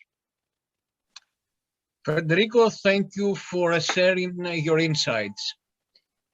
Now, continuing the conversation on investors' perspectives, we will now hear from Liam Localio, who is a managing director at Greylock Capital Management. Welcome, Liam. Thank you, Michael, and thanks to George and others at the GIC for inviting me to present the slides. So yes, Greylock Capital, for those that aren't familiar, we're a investment firm based in New York. We're focused on emerging markets, but with a particular focus and interest in sovereign debt distress and restructuring situations. So we can move on to the next slide. Just some disclaimers here. Don't expect anyone to pay too much attention to that. The next slide. I want to stay within the topic of the conference and look at a particular area that, especially with climate change and different natural phenomenon that we're all observing, an area that two countries in particular have sort of blamed or focused on as a cause of either current or potentially future debt distress. So starting with the case of Grenada, that this was quite a small restructuring. Actually, underwent two restructurings, one in 2005, another one that lasted between 2013 and 2015. This was a case where Grenada was hit by a very large hurricane in 2004, Hurricane Ivan, and that that storm, based on the government's estimates, caused damage to equal to about 200% of GDP. The recovery after that storm was quite weak. There were a couple of IMF programs that that ultimately went off track. And so when we, as creditors, were presented in 2013 with the need to restructure, the authorities in Grenada had a very particular view as to what sort of relief they wanted to seek to sort of guard against the risk of debt distress in the case of a future natural disaster. I will say that the request from the government was not broad and flexible. Their request for this kind of financing flexibility, it was centered on a very particular mechanism, a so-called hurricane clause, which we'll get to in a moment, and that focus on a particular contractual provision and kind of the rigidity of their request to include that contractual provision within the restructuring documentation. It wound up being somewhat problematic for the dynamic between debtors and creditors. Moving to the case of Barbados, there was a default, and they sought a debt restructuring in 2018. The causes of Barbados's debt distress were actually a little bit different. They were more of the classic, kind of fiscal and external sector deterioration over a period of time. However, given Barbados's position in the Caribbean, the government there was also very focused on, guarding Barbados's debt stock in the event of future natural disasters. Once again, though, and I think this came as a result of the government's, particularly the Prime Minister's consultations with regional partners, the government was very fixated on achieving this sort of resilient structure, again, through a particular contractual mechanism, which is this hurricane clause. And again, I think as Federico referenced in his presentation, this did cause some initial complications in the dynamic. And so let's move on to the next slide and just examine exactly what both of these governments were asking for. So in the case of Grenada, what I've done is I've put in very high level terms what the hurricane clause is. Now, I will say that this clause, if you actually go in and look at the trust indenture that governs the terms of the bonds, this runs for multiple pages. The language is very very dense. There are a lot of kind of insurance industry terms in there, which ourselves and our colleagues as sovereign debt investors, this is not something we deal with every day. It's not something we're necessarily familiar with. But the key is that if Grenada is sort of hit by another hurricane or what they call a tropical cyclone, that depending on the severity of the event, they can basically pause interest and principal payments for a period of time.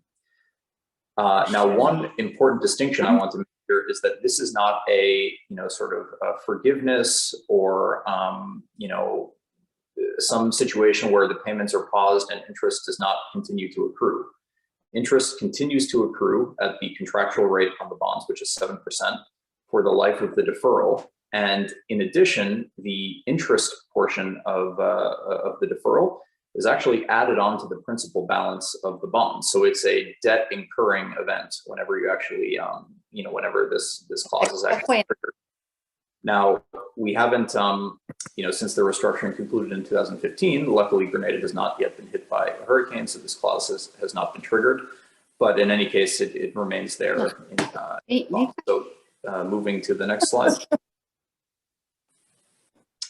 The case of Barbados is quite similar. One, though, additional distinction here is that, given our experience in Grenada, what we actually asked Barbados to do was that before they seek this sort of deferral, they could actually engage in some sort of bondholder notification or consultation process. So as a result, this provision that was included in the restructured Barbados bonds, it actually requires Barbados to notify bondholders through the DTC system before requesting this this deferral. And bondholders, to the extent they sort of feel Barbados has not properly made its case or is somehow abusing the provision, bondholders do actually have a right to object and block the deferral. So moving on to the next slide. I mentioned at the outset that both Grenada and Barbados, were very rigid in their insistence on these particular hurricane clauses as kind of the solution to their efforts to make their debt stock more climate resilient, or somehow reduce the risk of a default in the event of a natural disaster. However, what they were not willing to consider, and something that in both cases members of the committee suggested, was actually an insurance product. So, one of the things that we requested was to sort of say, look, what are your risks, and what is the actual amount of insurance you need, regardless of how that insurance is sourced, whether it's sourced from the insurance market, from other multilateral facilities, or from building a particular provision into the bonds. And I want to highlight the case of Jamaica. In our view at Greylock, Jamaica has really been kind of a model country, both in the way that it's dealt with debt crises, the way that they've gotten, buy-in from, the domestic civil society, and the way that they've interacted with the IMF. And so, a deal that Jamaica did last year is just kind of another example of, their continued, sort of innovation in this sector. So Jamaica basically went to the insurance capital markets through a World Bank facility and priced a $185 million catastrophe bond. The triggers for that bond paying out are actually quite similar to the triggers that exist in the Grenada and Barbados hurricane clauses. A couple of points here to note: the cost of this facility, despite what I think many would feel, this could be cost prohibitive, you're insuring an island in the Caribbean against a hurricane. The cost was actually not crazy. It was below 5%, and this is really due to what I think is the efficiency of insurance capital markets pricing this risk, as opposed to kind of imposing this risk on bondholders who are not normally set up to process, price, calculate this sort of risk. One other point to note is that as we are all much more aware and actively promoting sort of ESG components in the context of restructurings and just in our everyday investing in performance credits, there's a nice kind of ESG boost, which is that the capital that actually backs this facility is sort of held by the World Bank and kind of boosts their ability to lend for various development projects which meet certain ESG criteria. So it's kind of a nice added benefit. So moving on to the next slide. I really just want to bring this all together and again demonstrate using the concept of the hurricane clause and any potential alternatives that may exist as really a window into the relationship between investors and debtor countries in the context of a restructuring. And so the first question I have posed here is that in a natural disaster scenario, is the optimal policy response really to borrow at a commercial interest rate? That's effectively what hurricane clauses are. As I mentioned, debt continues to occur at the contractual interest rate on the bonds, and the deferred interest is added onto the principal balance of the bonds. This is a debt incurring event, and so one of the questions we ask the countries is, why is there not a better alternative out there? Why are you not willing to work with us to consider a better alternative? And I think the case of Jamaica recently has shown us that in our view, better alternatives do exist. And if you just look at the difference between a debt incurrence provision effectively in the bonds versus a non-debt creating inflow, which is what insurance proceeds are, this should be an alternative that's welcomed by countries, and certainly something that creditors, at least ourselves, will absolutely be advocating for in future debt restructurings, particularly of small island developing countries. I'm moving to the next point. Are vulnerable countries generally underinsured? Yes, I think that's absolutely the case. But again, I think through dialogue, interaction, and engagement with their creditors, there should be a solution to solve that. And one of the things that we are very interested in, again, in light of the Jamaica example, is whether for countries that are smaller than Jamaica, whether similar risks, be they for hurricanes, flooding, earthquakes, et cetera, can those risks be pooled and sort of more efficiently shifted into the insurance capital markets? The next point, what do these hurricane clauses actually cost countries? I mentioned that creditors, the investor base of emerging market sovereigns in particular, which normally comprised of either real money firms or kind of specialist firms like ours. We are not insurance experts. We're not used to pricing these types of risks. And so while the examples of countries that have restructured with hurricane clauses in their bonds is quite limited, and so there's probably not enough data to say, okay, this is effectively what the incorporation of a hurricane clause costs the country in the form of exit yield, future financing costs, things like that. It's clear that the cost is greater than if those provisions were not there. And one of the things I'd like to stress is that rather than countries taking a very rigid or red line approach to one particular issue, whether it's including a hurricane clause or some other issue, sometimes negotiation capacity is by both sides, by both countries and investors, is sort of better spent either on other areas or just by looking at the totality of the situation and sort of say, okay, how can I get the best deal for the country and to sort of improve overall sustainability rather than focusing on one particular issue.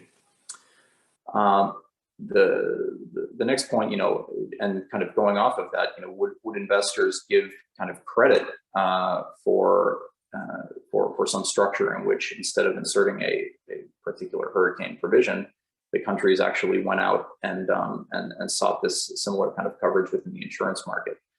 I think the answer is absolutely yes. And I mean, in the case of Barbados, I can say that we did offer this. We did offer to take a kind of a slightly lower coupon, giving the country credit for whatever premium they would have needed to pay.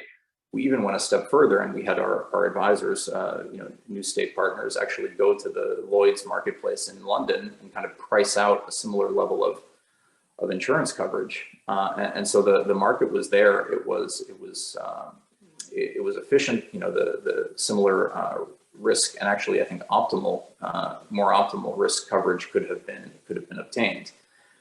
And so this goes back to a wider point, which is, when creditors look at a particular country that they're invested in, we're not just trying to get a quick deal and move on, or we're not just there to simply receive coupon payments and that's it. We really do want to be long-term stakeholders in the country. I mean, the way that we make money is not just by receiving interest payments. It's in addition, it's by seeing yields improve and seeing the country actually do well. And so in the context of a restructuring, when a committee is there suggesting alternatives, it's not just for our own self-interest, it's also for what we think, you know, is for the good of the country and is for the good of the performance of our investment over the long term. And so I do think that, you know, as Federico mentioned as well, this kind of, you know, frequent engagement with creditor committees is extremely helpful in that respect. This engagement, it shouldn't just be, you know, kind of in listening mode, you know, sort of taking our views and then just doing the same thing that the country should had originally planned. It should really be a back and forth, collaborative, iterative process. And I think that's something, you know, we have seen that work well in other cases, and it's something that we'd, you know, like to see more of in the future. So I will stop there, and you know, of course, happy to take up any additional points within the Q&A. Excellent. Thank you, Liam, for sharing your views. This issue of the disasters, especially the catastrophes, is going to be also an issue that is going to be dealt from the point of view of the IMF by Thor. So the next speaker is going to be discussing also. Now, please, I would like to ask you, Federico, and all our speakers from session 2 to stay on the line for the questions and answers.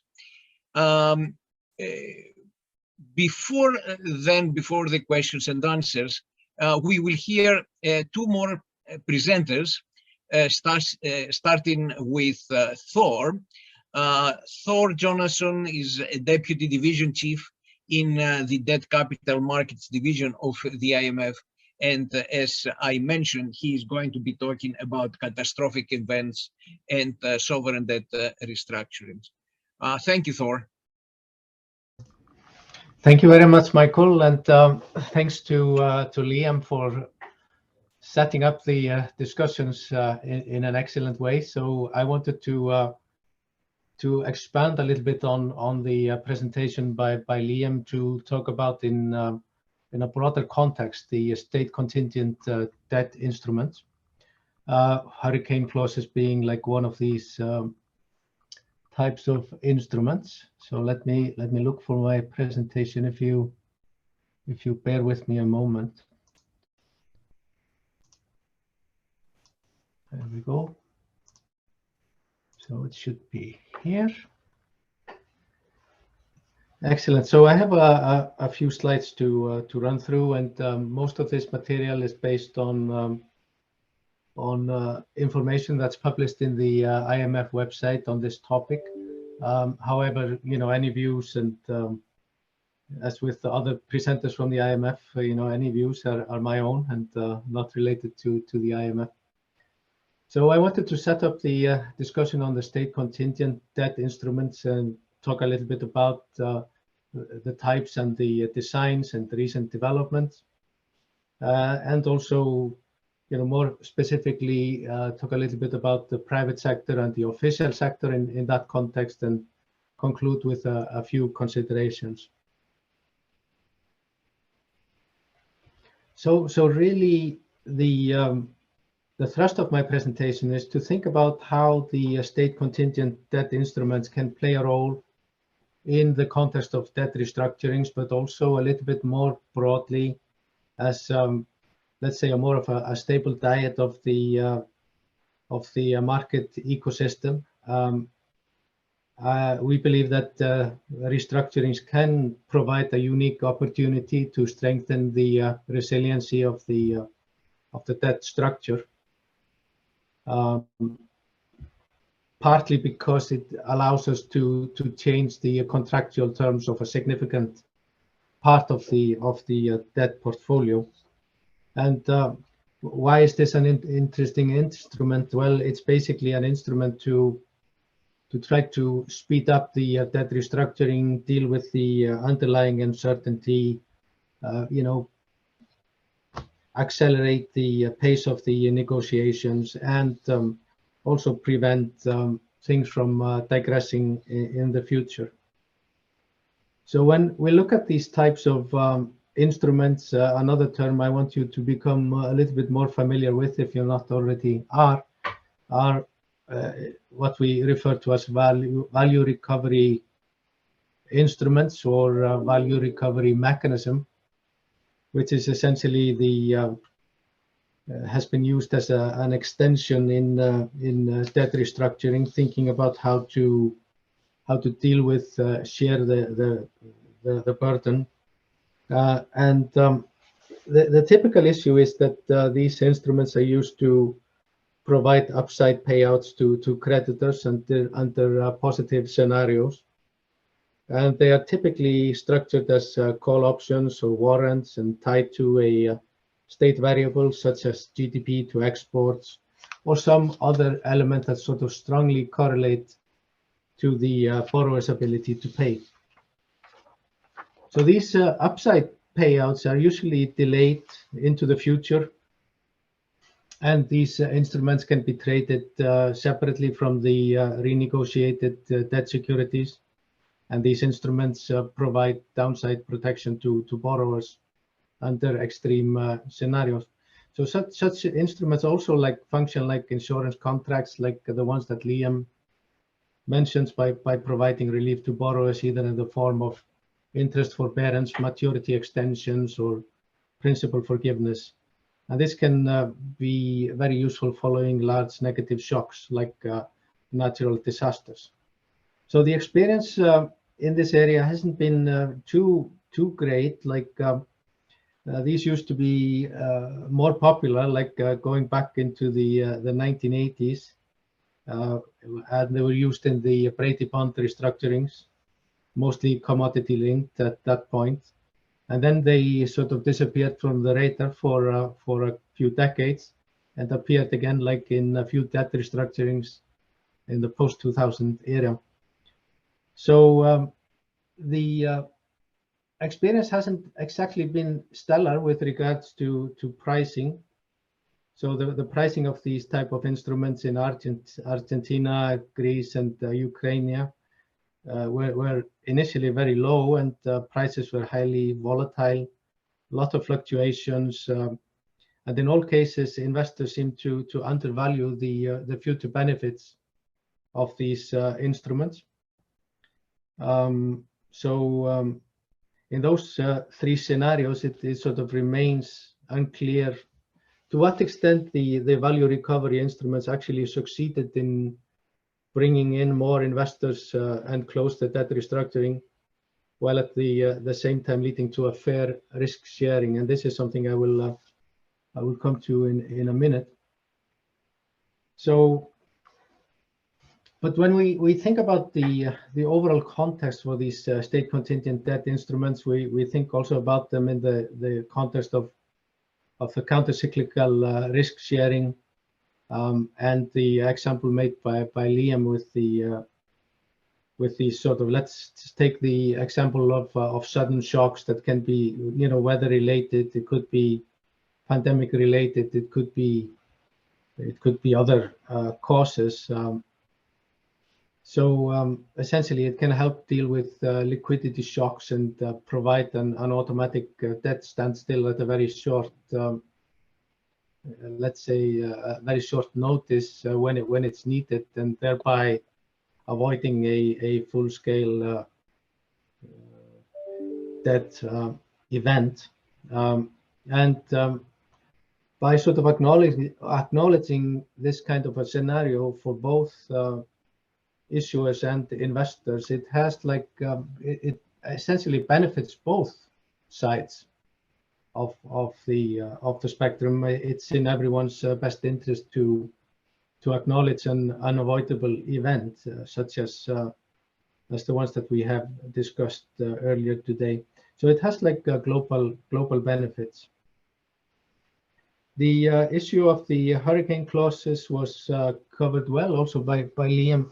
And it sort of represents an innovation in a way that you integrate this into the contractual terms of the instruments. Obviously, there are a number of challenges on how to model for these, how to quantify these, and how to, in fact, ensure that they they become meaningful looking at the entire debt portfolio and not looking at an individual instrument or a bond. Obviously, for those to be, fully effective in providing the relief, they need to encompass a large part of the sovereign portfolio. If it's only a small bond or one bond out of many, those impacts are going to be smaller. So I've added a little bit of a table, and that effectively sort of summarizes the nature of these hurricane clauses that we have seen so far. I would say in the context of the Caribbean, these are obviously crucial given the magnitude of the losses compared to the size of the economy. And the example from Jamaica was also quite relevant, but there that's a larger economy in that region, and those type of losses that were being insured against are sort of smaller in the compared to the magnitude of the GDP. So in addition to the hurricane clauses, there have also been developments in adding other kinds of clauses that are sort of linked to the sovereign's ability to pay. And these are for natural resource rich countries. These can actually be very relevant, and we've seen them used in a few debt restructurings, and not too many. Chad is one example that comes to mind. We may see them in more debt restructurings in the coming years. Another type of an instrument that could be also useful would be some form of a pandemic debt instrument, which would have an identifiable trigger related to a public health disaster. And we have some examples that have been put forward in the context of the catastrophe containment and relief trust. And sort of thinking a little bit outside of the box, it could also be useful in other contexts that involve some form of a sudden stop.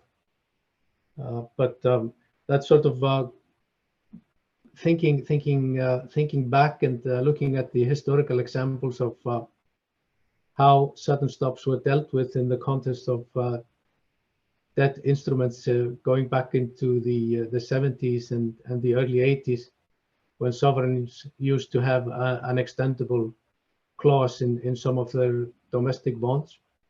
So that's also an example that can be useful, although the nature and the design of the trigger needs to be thought about very, very carefully, and also to the extent it encompasses the entire sovereign portfolio, it's also important for it to be a meaningful instrument.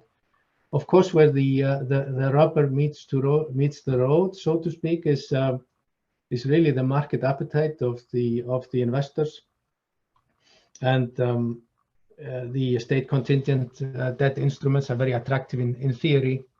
However, there are a number of caveats that need to be made when it comes to let's say mainstreaming these type of instruments, or adding let's say a more generic feature that can be used in conventional debt instruments.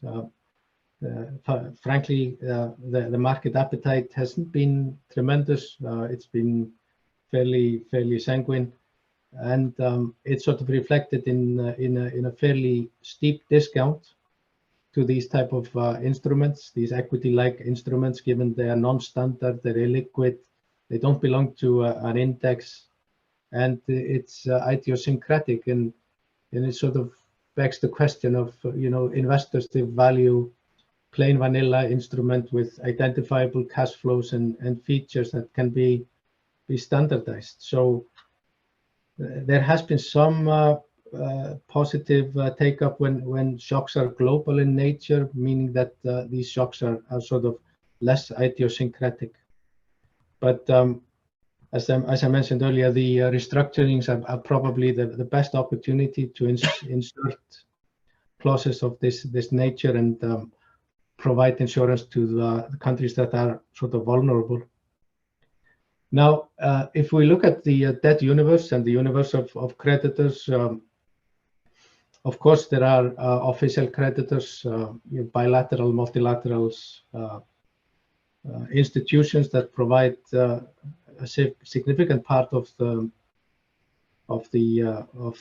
loans to the less developed countries and to an extent emerging markets.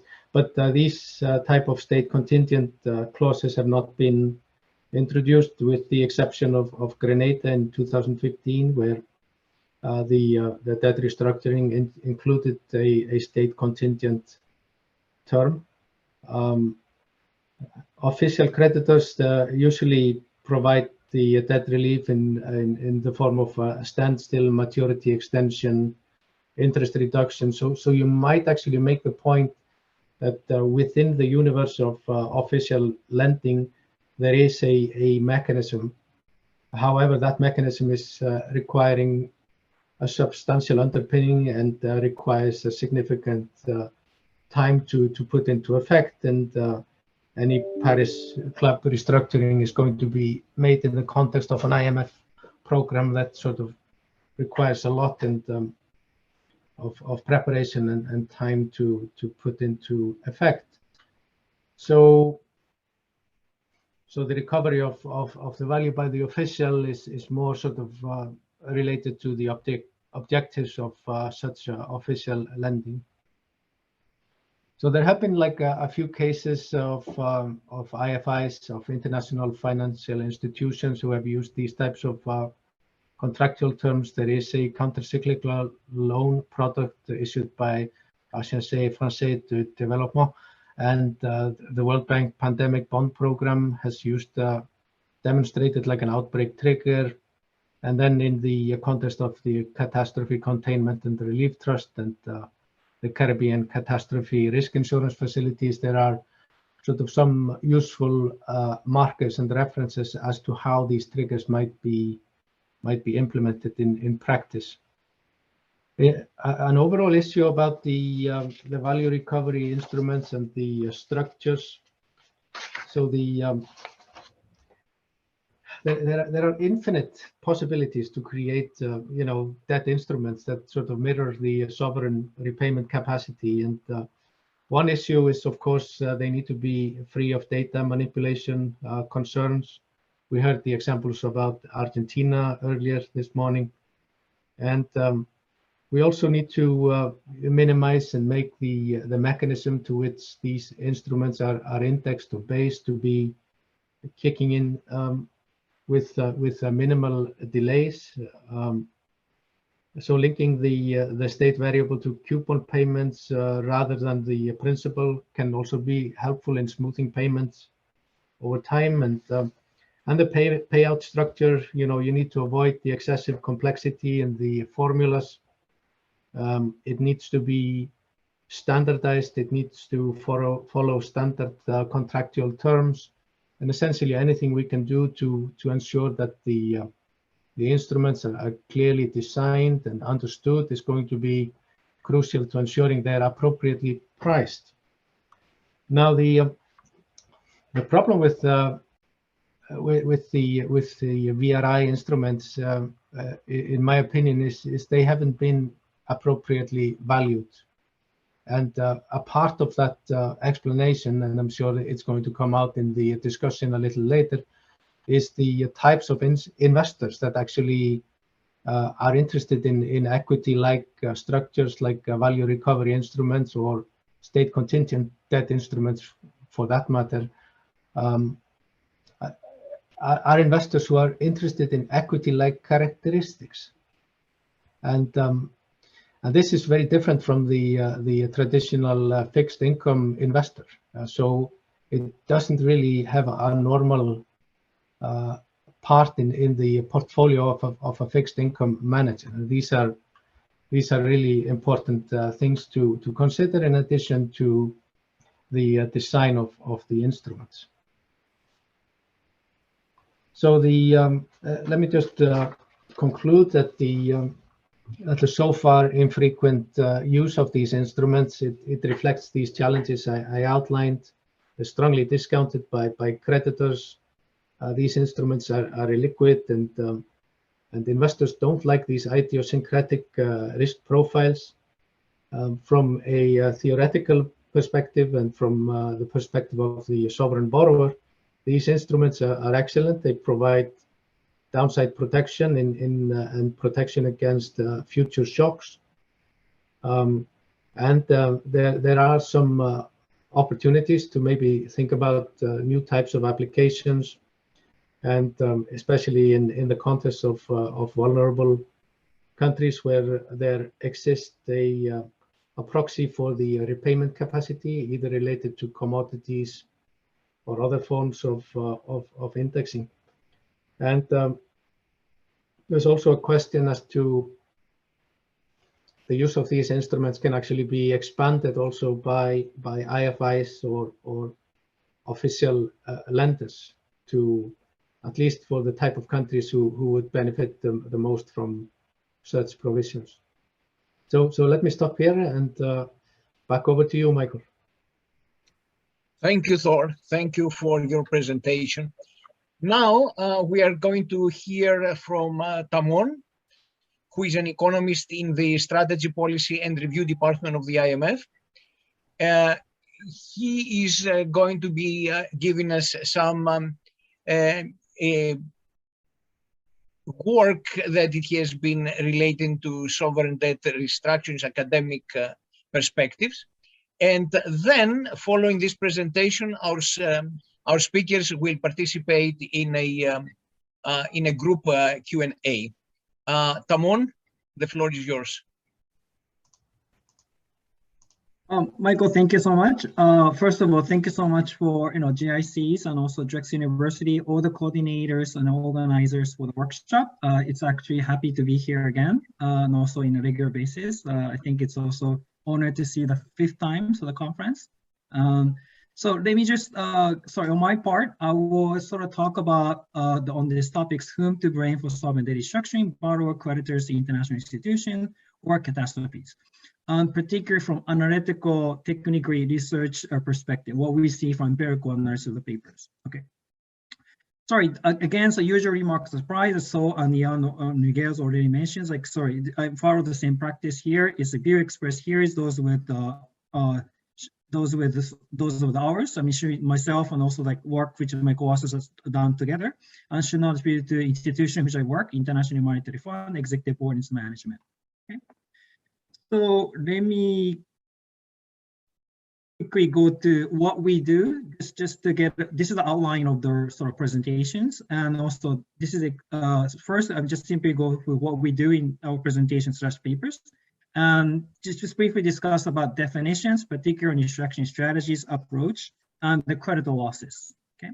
The third, which is going to be the main part of the presentation, is I look at exactly what we know in terms of external private debt restructuring 1975 to 2020, and particularly on the focus on whom to blame for sovereign debt restructuring. Particularly mainly focus on 4 players: creditor, debtor as a whole economy, and also debtor private sectors and debtor government. Okay. More we try to shed lights on who actually suffer in terms of debt restructuring, who has been sort of being sort of damaged by the restructuring perspective. The last brief conclusion to summarize the presentation. Okay, so let me quickly go over what we do in these papers as well as what we do in the presentation. Is actually we going over 197 external private debt restructuring with the private creditors, okay, which happening in last 4 decades from 1975 to 2020. This is actually based on the database, which is well known as literature now, which is Astronomer 2016, which has been updated up to most recent cases up to end 2020. Okay, so basically we provide a status factor and empirical analysis, which is the academic research already done on the sovereign debt restructuring, particular focus on whom to blame for sovereign debt restructuring and who actually suffer in a sovereign debt restructuring, particularly on the 4 players that we try to recommend: creditors, debtors, whole economy, debtors, private sector, debtor government. Okay. All right, let me first quickly get us on the same page on the restructuring strategy and the method. Okay. So there are two types of restructuring strategies. One is called preemptive restructuring, which are those are implemented without missing of payments, including principal and coupon payments, or with the marginal missed payments, usually considers the technical mispayments, not unilateral payments, only after the start of negotiations. So these cases, the country is actually not missing the payments and actually not declaring the default. So it's actually saying we call it preemptive restructuring. One of the prominent cases I think people are familiar with is going to be Greece 2011 to 2012, which is considered a strictly preemptive restructuring. And the other case, alternative case, is like well-known cases are going to be like a positive restructuring, which is those are payments and missed, and unilaterally and without agreements of creditors. I think well-known cases which is discussed already earlier is going to be Argentina 2001 to 2005, which is like, serious default, post-default cases. Okay, in terms of restructuring method, I think there's sort of a discussion already happening there. So just to clarify, there are particularly in two approaches in terms of exchange method. One is rescheduling, which is a lengthening of maturity of debt, possibly including with the lower interest rate, the coupon rates, but keeping the face value unchanged. This is called a rescheduling. Okay. The other alternative case is going to be there is a change in maturity, there's change in face value, then we call face value reduction.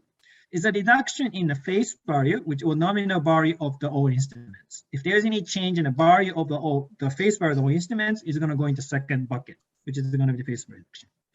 Okay, so what we know, like, in terms of recent cases, is that post-default restructuring accounts 62% of the cases, and a preemptive restructuring accounts 38% of the total episodes. Okay, in speaking of the exchange method, the restructuring with face value reduction accounts for 32%, and the maturity extension account 38%. 68%. Excuse me. Okay. So the Arsenal-Trebesh, which actually classifies sort of to preemptive and the post-default restructuring, actually find that preemptive restructuring, there are 68 episodes in which accounts 38% of total 179 episodes in the last 4 decades. Okay. And the 23 episodes are considered strictly preemptive, and 45 is going to be weakly preemptive restructuring.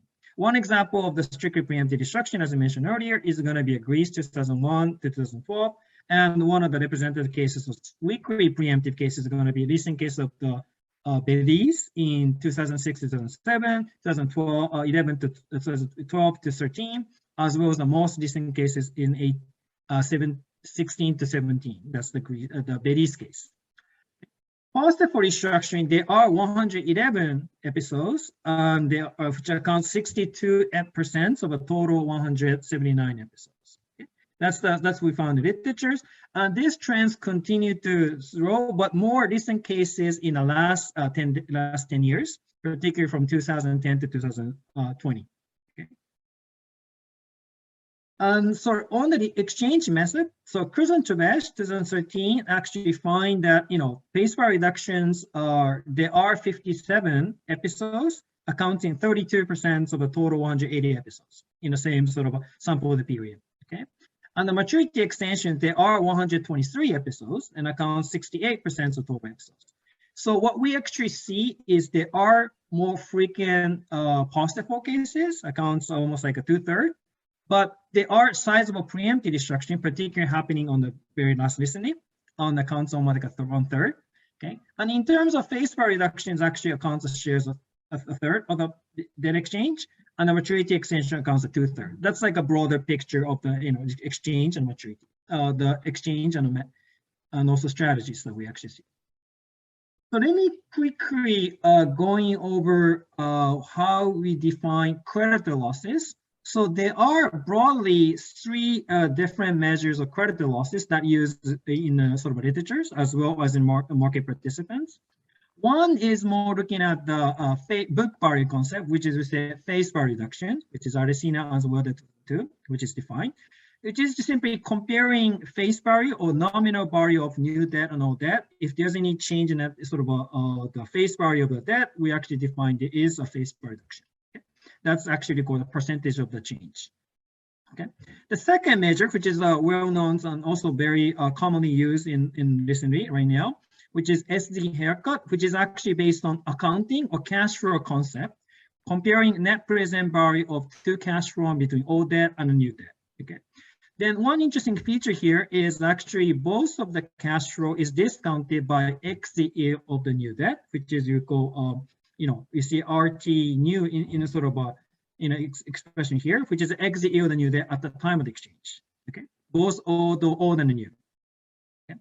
The third measures, which is actually more recently getting familiar now, which is introduced by Alison and Manier 2021, is actually market value concept. Okay, which actually compare market value of two cash flow streams, new and old debt, right? So one of the tricky thing is the second measure, SD haircut, is actually based on accounting concept, does not necessarily reflect the market value concept. Okay, the third sort of definition actually complements in the front to take into account exactly the expected future recovery the creditor actually receive into the calculations. Okay, that's the measure that recently used now. Okay. So let me go to the main part of the presentation. So let's just think about whom to blame on the sovereign debt restructuring, on particular focus on who actually suffer most in the sovereign debt restructuring. Okay, so then first with the creditor side now. Okay, I think Federico already mentions about sort of creditor committees. They just simply look at a little bit broader perspective. So if you're looking at the episodes from 179 episodes in the last 4 decades, what we could see is a restructuring with a creditor committee accounts 130 episodes. So almost like 75 total episodes have the creditor committee has been established. Okay. Of these episodes, 118 episodes, the creditor chair has been identified. Then if you look at the sort of nationalities of creditor chair, US and European banks serves as a chair for 50 and also 35% of the restructuring cases. Okay, so these are actually the dominant share. So these are actually indeed the dominant players. As well as if you look at the committee members, they are sort of broader definition has provided that there's data set which covers a little bit smaller sample episodes, but available in the literature. Okay. Okay. So let me look at exactly what the creditor suffered first. Okay, so if you look at the presentation by Elena, she already talked about how much the creditor losses. Okay, so let's look at a little bit more in the bigger, longer perspective. So what we actually find is in the literature is Kurzan-Tobesh find that haircuts vary across the restructuring episodes, but do not depend on the size of them. Okay, that's what we know. Okay, this is actually a chart coming from Kurzan-Tobesh, one of my bosses on this sort of preemptive restructuring paper. Okay. So what he actually, he and the classes actually draw is actually the sort of a scatter plot with haircut, and also the circle in the middle is actually showing the size of the debt. Okay, so larger the cycle corresponds, the larger the debt treated, and the smaller the circle is correspond, the smaller the size of the debt. So one of the interesting point, which is that they actually pointed out, is clearly you see that there is a huge heterogeneities in a haircut. Okay. One is actually seems like the high end, which is almost close to 100% haircut. The other one is across like almost zero, or some of them is actually turned to negative. Like one of the prominent cases is Dominican Republic in 2005. Okay, so what clearly see is on the second point is there's no particular relationship between the size of debt and the haircut. Okay, some of the sort of restructuring ended up with a large haircut, even though the size of debt is small, or the other way around. Okay, so there's no particular relationship that we're actually observing. So what the possible explanation to explain this heterogeneity is we can explain by 2 ways. One is going to be strategy. The other one is going to be exchange method. Okay, that's exactly what we're seeing here. The literature already found that a face value reduction result in larger haircut than the rescheduling. Okay, so on average it accounts for 55% compared to 24% in the rescheduling. Okay, and the second find, if you separate into restructuring strategy, positive for restructuring results in larger haircut than a preemptive restructuring, on average 48% compared with 18% in preemptive cases. Okay, so the left panel is that we have the same presentation as the previous one. We simply divide into these sort of whole observations into the 2 groups. One is going to be face value reduction, shown in the left square, and the other one is a rescheduling, just shown in sort of blue circle here. Okay. So I think it's very obvious that face value reduction results in larger haircut than rescheduling. This is a finding by Kurzan-Tobesh in terms of the TP. Okay. Then on the light panel is actually we show the same approach and simply divide into strategies now with the preemptive and the positive restructuring. Okay. So the red square here is actually corresponds to positive restructuring, where the blue circle is going to corresponds to the preemptive restructuring. So I think again the future is going to be very clear that positive restructuring ended up in larger haircut than a preemptive restructuring. Okay? That's a finding out on maturity 16. Okay? So let me just look at the second part, which is going to be better as a whole economy.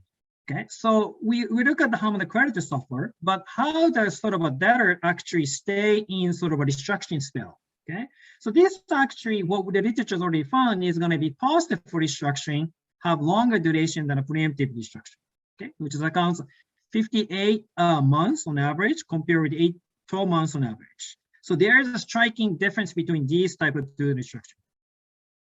So the chart, which is also coming from Astronomy 16, is actually show that sort of scatter plot, okay, on the durations on the horizontal axis, which is in numbers of months, and also haircuts on the vertical axis. Okay, so I think it's clear to see there's a striking features in the difference in durations on the horizontal axis.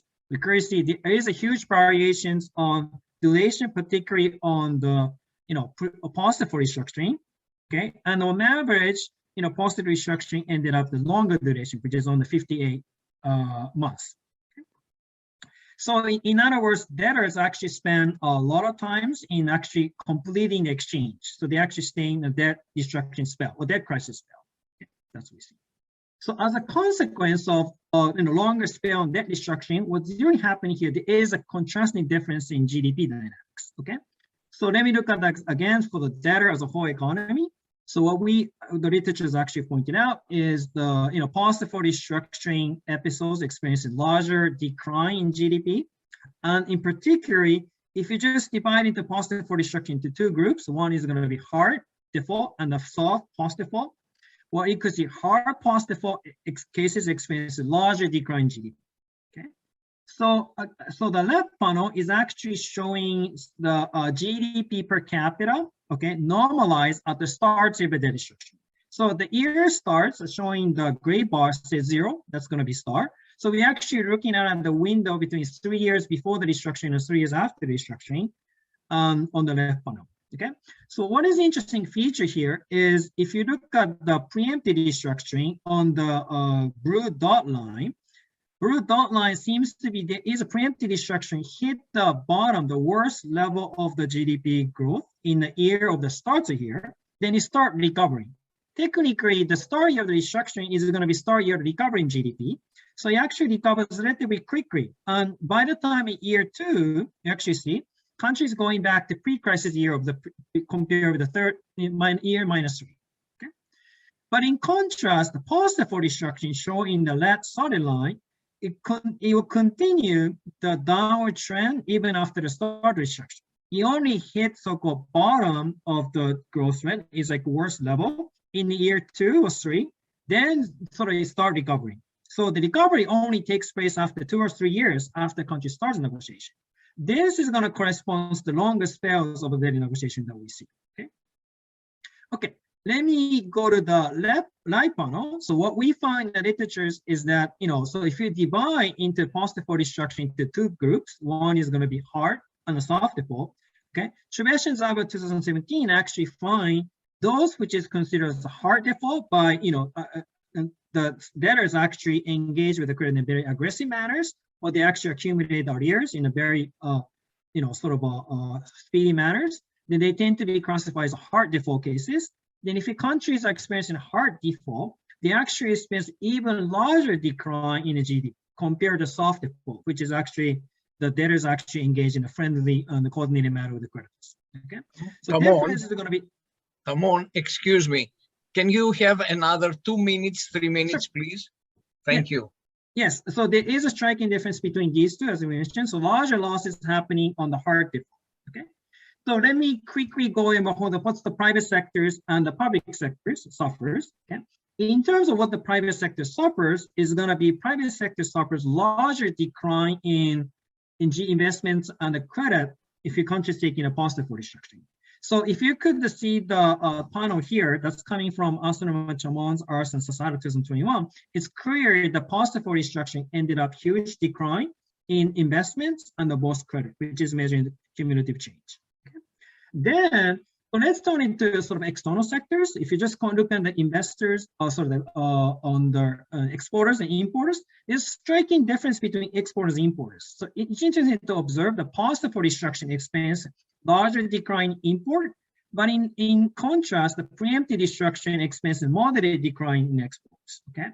So the chart is actually showing the percentage change in terms of value of the imports and export. We clearly see the positive restructuring expense, severe decline in imports, but not in export. So export actually stays at a high level because the exchange depreciation. But in contrast, preemptive restructuring has a sizable decline in both the imports and the exports, right? Because of the moderate exchange depreciation. Okay. Let me quickly just look. The last points I actually mentioned is what about the government? Government actually suffers a huge decline in investments in both types of restructuring. However, timing is slightly different. So preemptive restructuring ended up with larger decline in investment happening prior to restructuring, where the positive restructuring case is happening upon the debt restructuring. Okay, that's the point of activation. But in contrast, there's not much difference between the consumption and transfer. So they only decline very moderately and very temporary, and they quickly revert to the precursor level. So let me quickly wrap up. I think we have a time constraint. So the main point here is that we actually show the status facts from 197 external private debt restructuring happening in 1975 to 2020. So there are mainly technical takeaway. One is going to be if you look at the creditor. Creditors suffer the haircut at exchange, which is larger for positive cases. And if you look at the debt as a whole, it's going to suffer larger decline in the output and the positive restructuring, and moreover, even hard default cases, hard positive cases. Okay. Then if you shed lines on private sectors in a debtor economy is going to suffer larger decline in the investments on credit, bank credit in a positive restructuring. That's only preemptive. Then lastly, the government also suffered decline in the private investment upon the debt restructuring. Okay. So let me revert back to Michael. Okay. Thank you, Tamon. Thank you for your comments. We will now transition into the Q&A. It is going to be very short because we are running late. And I am going to be, we have a few questions, but I am going to be asking one question that it has come from two people. Now, the question is, how is that creditors are able to lend again and again to emerging market countries with obviously risky policies? What makes investors in order to be insisting in investing in emerging market countries that they have risky outlooks, and what are the issues that they would like in this kind of case to be addressed by the IMF? I guess this question, it should be going to you, Federico, and Liam, if you can have a couple of words on that. Yes, of course. Thank you for that question, Michael. So I'll touch upon both points, and I'm sure Liam may have some more to add as well. So one on the lending into risky countries. Yeah. So essentially that is where the role of the coupon rate comes in, right? So if we have a country that is undertaking very, very safe policy, that has good fiscal management, that has shown that it has stability to not only withstand shocks, but also to plan ahead for those shocks, those countries will be able to borrow at much lower interest rates. Now, if a country comes and doesn't have a very good fiscal plan, doesn't seem to have a great ability to withstand shocks, but they still really want to borrow from the international capital markets, then that lending happens at a higher interest rate. Now, of course, it is worth noting that, and I think this may be obvious, but bears repeating, the higher interest rate country does not mean that it is a higher return investment. It just means that it is a promise to pay. It does not mean at all that creditors will actually end up getting that money. And to the extent that you see lots of defaults, that kind of calls into question the future lending to these types of risky countries. With respect to the IMF, I think this is or what creditors would like to see from the IMF. This is a tricky question. I think the IMF's huge beneficial role to society is to serve as an unbiased judge of how the country policies are doing and to help the implementation of those. To the extent that the IMF can play that role, I think that would be very, very good. Now, of course, people have pointed out in the past some potential conflicts of interest of lending a lot to some countries and then also trying to serve as the unbiased observer and other issues. But I'll leave it there. Thank you, Federico. Liam? I just some short remarks from my side. So I mentioned that, when we at Greylock, when we're looking at a potential investment or a country that's already in the portfolio, it's not just the interest rate, it's also our medium and long-term expectation of, the country's performance. And this is, we sort of capture this incremental economic benefit through a compression in yields. So that sort of, medium and long-term nature of our stakeholding is something that's quite important to us. With respect to particularly risky countries or countries that there's an outsized risk for, maybe falling into an episode of debt distress, I think it's really based on an assessment of, do we think we can work with this country or not? I think some countries or borrowers in general, this would extend into the corporate segment of the market as well. It's extremely unhelpful if you take the view of, the only relationship between debtor and creditor is one in which I, the debtor, pay you, the contractual coupon, and I don't really talk to you or engage with you otherwise. And then further, even if I don't pay you, even if I default, I still don't really have to talk to you or engage you or take your views into account. So I think it's our sense is to, can we work with regardless of any political considerations or what party is in power or not, do we think we can work with this country and other stakeholders in resolving the situation to the extent the risk deteriorates to such a level that a default becomes inevitable or not? And there are certainly some countries we don't feel that we can work with in that way, and so we avoid.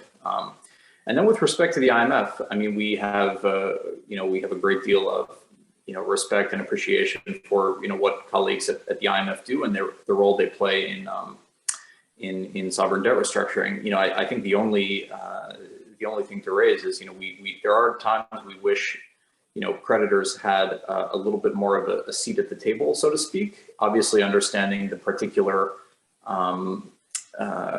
restrictions that with which the fund operates, but credit we do feel that we're an important stakeholder in these issues of debt distress, and it's sort of nice to have our views listened to, and not just listened to, but also taken into account, and sort of the policies kind of adjusted to reflect the reality of creditor input and feedback. Excellent, thank you, Liam. I hope that the presentations and the discussions that we had, they have shed some light on this provocative question that we have whom to blame. And I am not going to be providing any summary in the interest of time, but I heard the voices of all sides, and they were very clear, along also with some of the issues that they are related to sovereign debt restructurings from the different presenters. So I think that it was a very, very helpful discussion and presentations. So at this moment, I would like to thank all presenters for joining us. And right now I'm turning over to George to conclude with a few housekeeping items. Thank you very much, Michael. Appreciate. Thank you to all the presenters who don't blame anyone based on I think the outcome of this conference is how can we improve the process and how all the parties can participate in a way that is optimum to everybody. And I think we'll see more and more restructures in the future. I would like to say that as a reminder, a replay of today's executive briefing will be available on the GIC's website tomorrow. To find video replays of recent executive briefings, explore GIC membership, or even donate to GIC, please visit our website at www.interdependence.org. As we conclude, Michael and I want to extend our appreciation to GIC staff, Jill, Colleen, and Siona, for all their outstanding support, and also acknowledge Peter Gold, GIC board member, for his contributions in shaping the conference agenda. Finally, we encourage you to take 30 seconds to respond to our audience survey. Your feedback is important to us, and we appreciate you letting us know how we can improve our programming. Thank you again for your attention, and have a great day. Yes, George, one more thing, if I may. We intend to publish a conference proceedings. So if you wish to contribute to an article for this kind of a special volume, please send us to us your intention. And if you plan to contribute, please send your contributions, preferable length 15-20 pages by May 1. Thank you, and have a good day, everybody. Thanks again for your participation and your comments. Thank you for the reminding. All right. Take care. Bye-bye. All right. Bye, everybody.